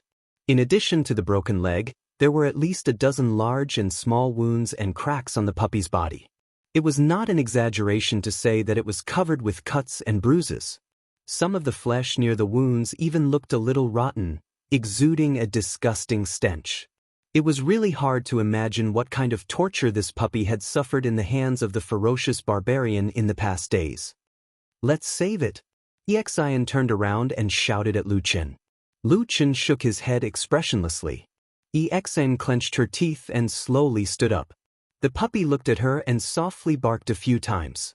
Ixen's expression changed. The life and death experiences from last night to today flashed in her mind. Those extremely bloody scenes suddenly stimulated her to the point of nausea. She didn't know where the courage came from, or maybe it was a sudden burst of resentment after being suppressed for too long, but Ixen suddenly stomped her feet and took out a piece of cloth to wrap the little black dog. She then struggled to pick it up with one hand and walked away with her head lowered.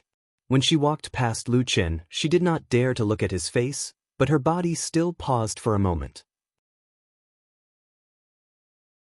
Then with a soft and slightly trembling voice, she said, I want to save it." After saying that, she ran forward in big strides. Lu Chen's face showed a stunned expression. Looking at the girl's back, his face showed a rare look of confusion. This woman, what is in her brain? He muttered in a low voice, shook his head and followed.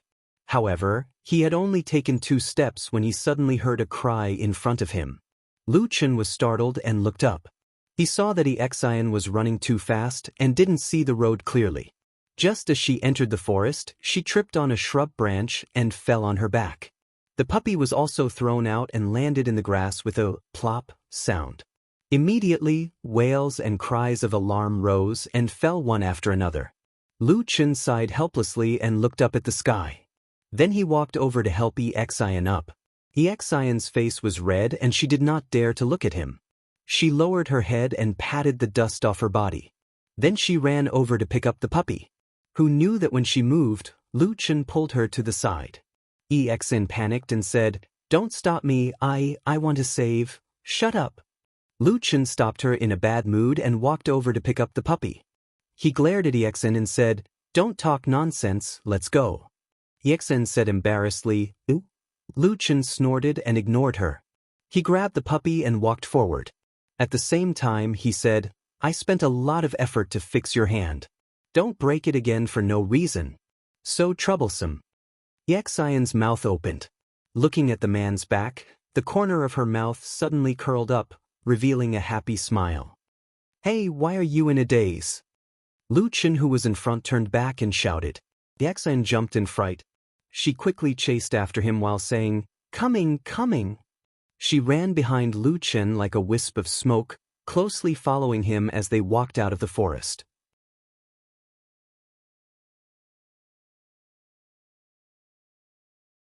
Chapter 69. The 2 of them walked all the way out of the forest and returned to the river valley. Under the sunlight, the bloodthirsty demon flowers were still incomparably gorgeous, and the yellow leopard that had been dragged over not long ago had long disappeared, leaving only a blood stain on the ground. Lu Chen and Ixian walked directly out of the river valley. No matter what, with such a large field of bloodthirsty demon flowers growing here, it was really not a pleasant place to be. After walking out of the river valley, Lu Chen found a flat and safe place by the river. He first put down the little dog in his hand, then called Ixian over and examined her injured arm. In the end, he nodded and said, "It's good, the bones are not crooked." As he spoke, he looked as if he had been relieved of a heavy burden, but it was unknown whether he was worried about Ixian or remembering the results of his previous treatment for her. After saying this, Lu Chen walked to the side, minding his own business. Ixian glanced at him and wanted to say something, but then she immediately swallowed her words. She then walked with some difficulty to the little black dog and sat down next to it. The little black dog raised its head and glanced at her. Speaking of which, it was strange. Even though this little dog's entire body was covered in scars, it stank to the heavens, and its fur was dirty to the point it was knotted together, making it extremely unsightly. Only its eyes were still bright and clear. Perhaps that was the only beautiful thing on its body. Ixian sighed and said in a low voice, "I'll help you. Don't bite me." The little black dog looked at her for a while, then barked, but it was unknown whether it agreed or not. Ixian searched her bosom for a while, and after a while, took out a silk handkerchief. Then, with some difficulty, she used her remaining uninjured hand to use the silk handkerchief to wipe the dust off the little black dog's body, as well as the shocking wounds. Perhaps it felt the kindness of the young woman in front of it, but the little black dog did not avoid or struggle, and actually obediently lay on the ground, not moving at all. In the distance, Lu Chen glanced over, his expression still indifferent, and no change could be seen. However, Ixian's movements looked a little clumsy, and it was obvious that she had never done such a thing before. In addition, the little black dog's injuries were too many and too heavy, so after a few tries, she accidentally touched the little black dog's wounds, immediately causing its body to tremble and let out a cry. Ixian's hand suddenly trembled, and she hurriedly said in a soft voice, I'm sorry, I'll be gentle, woof woof woof woof." Before her voice died away, the little black dog let out another cry. It turned out that Ixian had just avoided a wound, and then pressed on another wound, causing the little black dog to tremble in pain. This happened a few times in a row. On the originally calm and peaceful riverside, only the dog's barking could be heard, mournful and painful with a bit of helplessness. The young woman's forehead was covered in sweat, and her only hand kept waving the silk handkerchief, and every movement was a little stiff.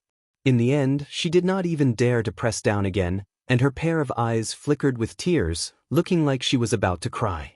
"Hey!" A familiar voice rang out behind her. Exen shivered and looked back, only to see that Lu Chen had walked behind her, and stood there with a helpless expression on his face. He used his hand to gently pat his forehead and said, "Get out of the way." Exen was stunned for a moment, and said, "What are you doing?" Lu Chen glared at her unhappily and said, "Although I didn't want to save this dog in the beginning, but I can't just watch you make it suffer to death here."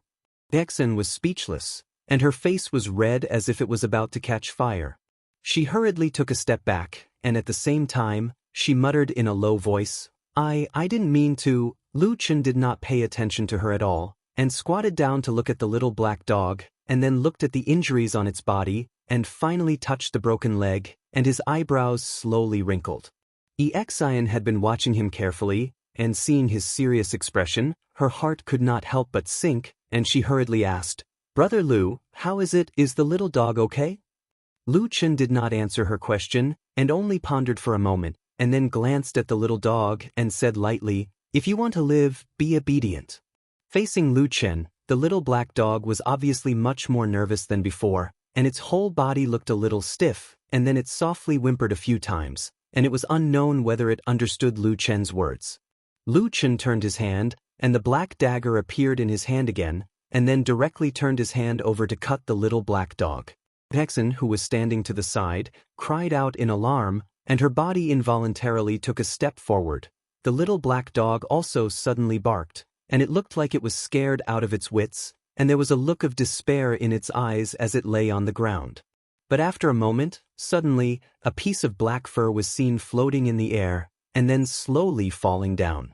It turned out that Lu Chen had swung his sword to scrape off a piece of fur on the little dog's body, and then they saw him move the sword as if it was flying, one slash after another, and actually began to shave the little dog's fur. In the midst of this, because of all kinds of tangled fur, and because it was riddled with wounds, it could not avoid touching the little black dog's wounds, and the little dog was in so much pain that it cried out, but the expression on Lu Chen's face did not change. And as if frightened by the sharp murderous aura of the black dagger, although the little dog cried out in pain, it still forced its body to lie on the ground, and did not dare to move at all. Not long after, fur was scattered on the ground, and the little dog from head to toe, all the fur on its body was shaved. The original little black dog had become a little bald dog, and its body was completely bare, and it was really ugly and comical. But it also made it more clear that the little dog's body was densely covered with wounds, and it was a ghastly sight. After finishing the shave, Lu Chen did not stop. First, he swept over all the little dog's wounds, ignoring the old wounds that had already formed scabs, and first sprinkled some medicinal powder on the new wounds, and then used cloth to bandage them. Then he went to the wounds that had already rotted, and after a pause, he stretched out his hand to press the little dog's body, and then glanced at the little dog and said calmly, "Bear with it." The bald little dog stared blankly at Lu Chen, and then looked at the black dagger in his hand, and its body violently convulsed and trembled. Under the horrified gaze of Exen, Lu Chen directly swung the dagger down, and the sword cut into the little dog's rotting wounds, and then with a twist of the blade, the rotten flesh was directly cut off, and he flung it to the side. The little dog let out an incomparably shrill cry, as if its heart and lungs were being torn apart, and its whole body trembled incessantly. But what was surprising was that although it looked like it was in extreme pain, it really was lying on the ground, not moving. This puppy was actually enduring the pain with great difficulty. Lu Chen also seemed to be a little surprised, and he tilted his head to look at it, a faint trace of admiration in his eyes.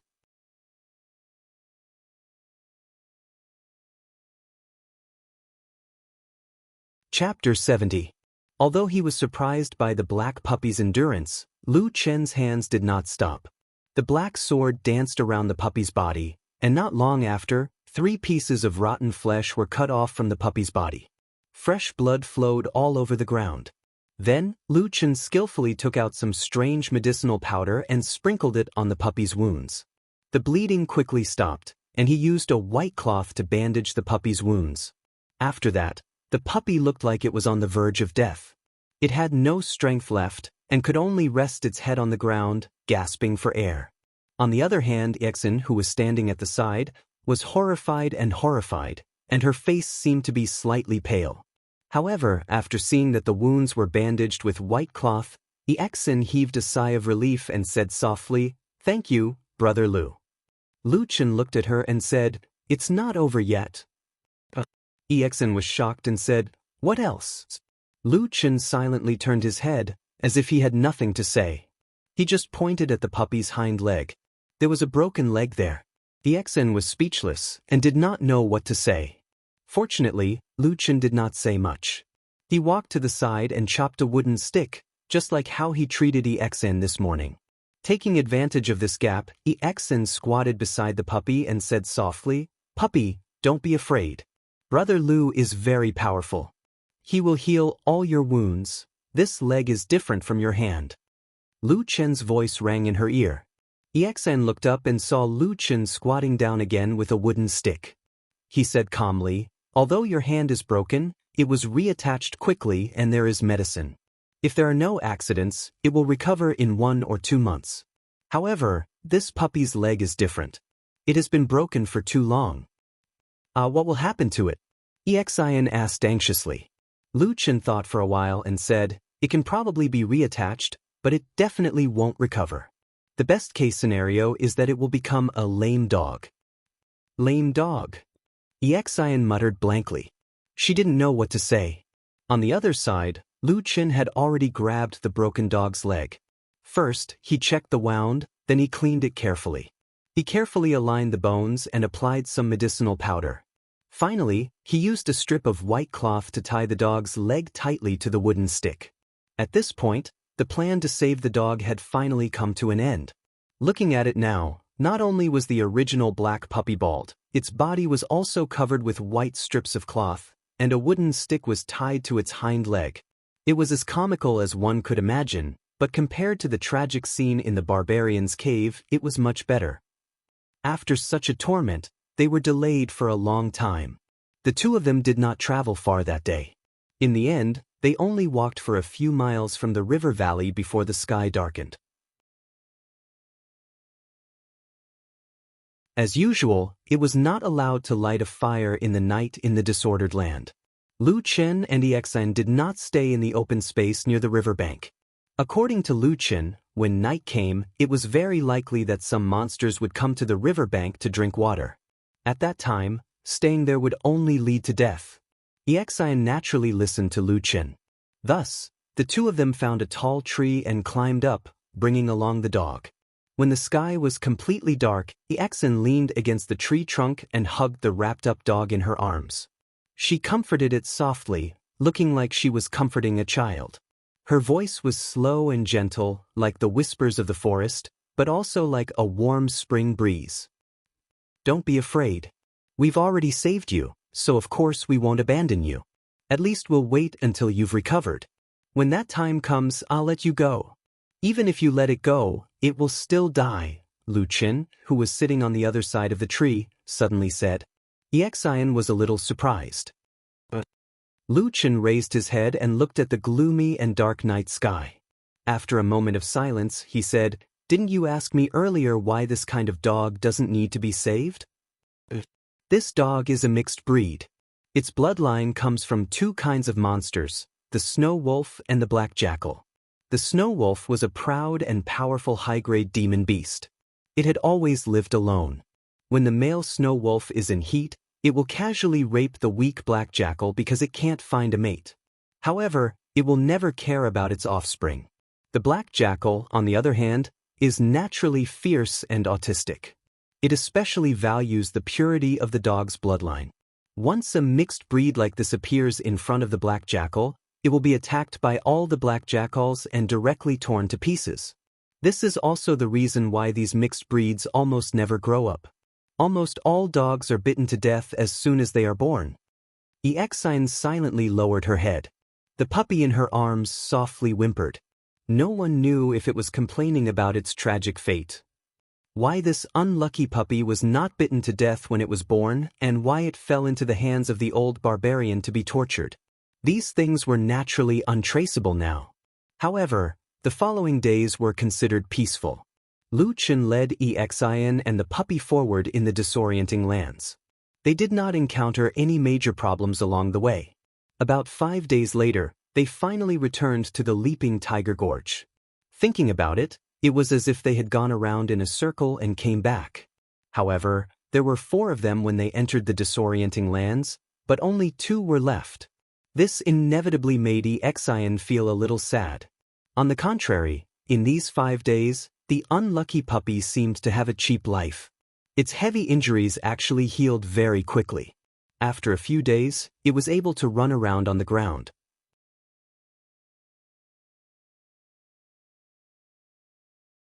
However, just as Wuxia had said before, this puppy's leg was forever lame. When it ran, it would limp, making it look very awkward and ugly. Strangely enough, after this puppy was able to move around freely, Wuxia and Exine did not hold on to it. However, the puppy obediently followed them and never showed any signs of sneaking away. It just followed them all the way. As they entered the Leaping Tiger Gorge, Wuxia glanced at the puppy.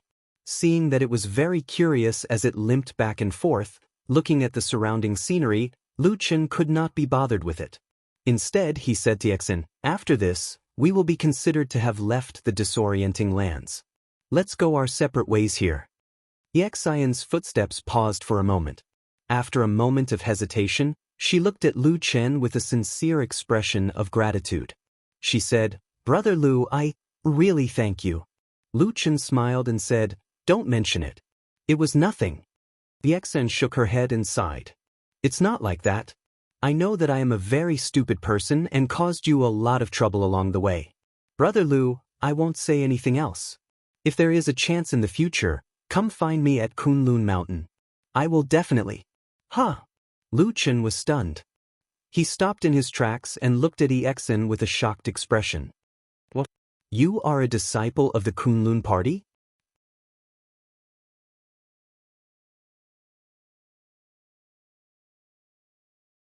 Chapter 71. Exine blushed and said, "Well, I'm not really one yet, but I should be one after a while." Wuxia became curious and asked a few more questions. As it turned out, although Exine looked delicate, she was actually a woman with an impressive background. She was born in Kunwa City, at the foot of the Kunlun Mountains. She was the daughter of a member of the clan. The clan had a close relationship with the Kunlun party for many years. Over the years, many of their disciples had entered the Kunlun party. When Exine was young, a powerful golden core cultivator had taken a fancy to this girl's potential. He had contacted the family in advance and was prepared to take her in as a disciple. However, something unexpected happened to Jean Dan Friar and he was seriously injured. He was forced to go into seclusion for 10 years, which delayed Exine's acceptance as a disciple. However, this matter was known to the Kunlun party and the clan did not conceal it. Therefore, almost everyone in the Kunlun Mountains regarded Exine as a disciple of the Kunlun sect. The 2 people who came with Exine this time were also official disciples of the Kunlun party. When they accepted the task of gathering the dusk fog flower, they brought Exine with them. Firstly, it was to show their closeness. Secondly, it was also to curry favor with Jean Dan Friar, who was rumored to be recovering from his injuries and coming out of seclusion. Once that powerful person came out of seclusion, it wouldn't be long before Exine officially entered the Kunlun party. "Congratulations, congratulations," Wuxia said to Exine with a smile. Exine smiled and nodded. Looking at Wuxia, she felt that this man's smile was gentle and his face was calm. He looked harmless, but he didn't have the cold, murderous aura that he occasionally displayed in the Land of Chaos. For a moment, Exine was even in a trance. She felt that when she looked at Wuxia, she was hallucinating. One was a man standing in the light with a gentle smile, the other was a cold and murderous demon hiding in the dark. However, This kind of thinking was a bit ridiculous. Exen shook her head to get rid of this boring thought and said goodbye to Lu Qin. Then she waved at the dog standing next to her and said with a smile, "Atsu, come here, I'll take you home." Atsu was the name they gave to the dog. Originally, Lu Qin had given the dog even more random and unpleasant names, such as Hei Wang, Hua, Baldy. In his words, the dog would run away sooner or later anyway, so there was no need to bother giving it a good name. Finally, when Exen saw that the dog was pitiful, she mustered up the courage to speak up for justice and argued for this unlucky dog. After refuting these unpleasant names one by one, the two reluctantly came up with a homonym for Baldy and simply called it Atsu. Although it sounded rustic, it was at least down to earth and not particularly unpleasant. Although it still felt a little like calling a peasant dog, looking at Atsu's current appearance, not only was it bald, it was also wrapped in a lot of cloth strips. Coupled with that limping leg, it really didn't look good. It might not even be as good as a real peasant dog. So a peasant dog, so be it. That was probably what Exen thought helplessly at the time. However, ever since they left the river valley in the land of chaos, Exen had grown to like Atsu a little. Speaking of which, she grew up in the E family, so her living conditions were naturally excellent. However, due to her strict upbringing, she had never raised a cat or a dog. Now, she really liked Atsu, which had been rather obedient these few days. Lu Qin stood at the side and looked at Exen in surprise. You taking it home to raise? Yes, Exen said happily. Atsu is also very pitiful. Look at how badly it's injured. Lu Qin glanced at Atsu, who was standing not too far away from his feet. When he first found him, he was indeed severely injured. However, this dog had the bloodline of a demonic beast, so his recovery ability was astonishing. In just a few days, the wounds on his body had healed a lot, especially the injury on his broken leg. Although he couldn't change the fact that he was lame, he could still run after throwing away the wooden stick. In comparison, the wooden stick in Exen's hand was still there. Lu Qin shrugged and said, "If you want to raise it, then raise it. Up to you." Atsu, come here. Exen waved at the puppy with a smile on her face. Atsu obediently wagged its tail and ran to her feet. Exen squatted down and touched Atsu's bald head with a doting look on her face. "Atsu, say goodbye to Brother Lu. We're going home." Atsu tilted its head and looked at Exen with a pair of unusually bright eyes. Then it barked twice. Exen laughed. She pointed at Lu Qin and said, "We're saying goodbye to Brother Lu. We're leaving soon." Atsu blinked its eyes. It looked at Exen, then looked back at Lu Qin. Then, it barked at Exen again. Then, it turned around and ran to Lu Qin's side, lying down. Lu Qin and Exen were stunned at the same time. It didn't look like it was going to say goodbye. After a while, Lu Qin suddenly frowned as if he thought of something. On the other side, Exen ran over and reached out to hug Atsu. At the same time she said, "Atsu, are you stupid? I mean..." Before she finished speaking, the puppy shrank back and avoided Exen's arm. Then, it hid behind Lu Qin. This time, the meaning of Atsu couldn't be clearer. Exen also stood up in shock. After a while, she suddenly felt a little embarrassed and said angrily, "Hey! Stinky Atsu, are you kidding me? These days, I'm the one who fed you, hugged you when you slept, and played with you normally. But now, you choose Brother Lu and not me?"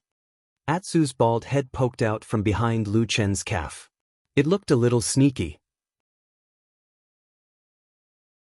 Then, it barked twice, as if admitting to it. Lu Qin rolled his eyes. Atsu rubbed its head against his leg and wagged its tail like a windmill. It looked like it was trying to flatter him. Exen rubbed her forehead with her hand. Then she pointed at Atsu and said, Lu Qin coughed and said, "I can roughly guess the reason." "What is it?" Exen immediately asked. For millions of years, the chaotic lands has always been a dangerous world where the strong prey on the weak. The countless creatures here, including demonic beasts of all sizes, have long gotten used to this set of rules. So, when they are still small and weak, if they have a choice, all demonic beasts will follow their innate instincts and attach themselves to the stronger side. Lu Chen looked at Exian and smiled. He didn't finish his sentence. Exian stood rooted to the ground. Her pretty face was a little red. After a while, she said hatefully, "Damn it, even a little bastard like you is looking down on me." You're tuning in to the Han Li's Immortal Journey YouTube channel. Don't forget to subscribe and join us on this journey to catch the most captivating stories.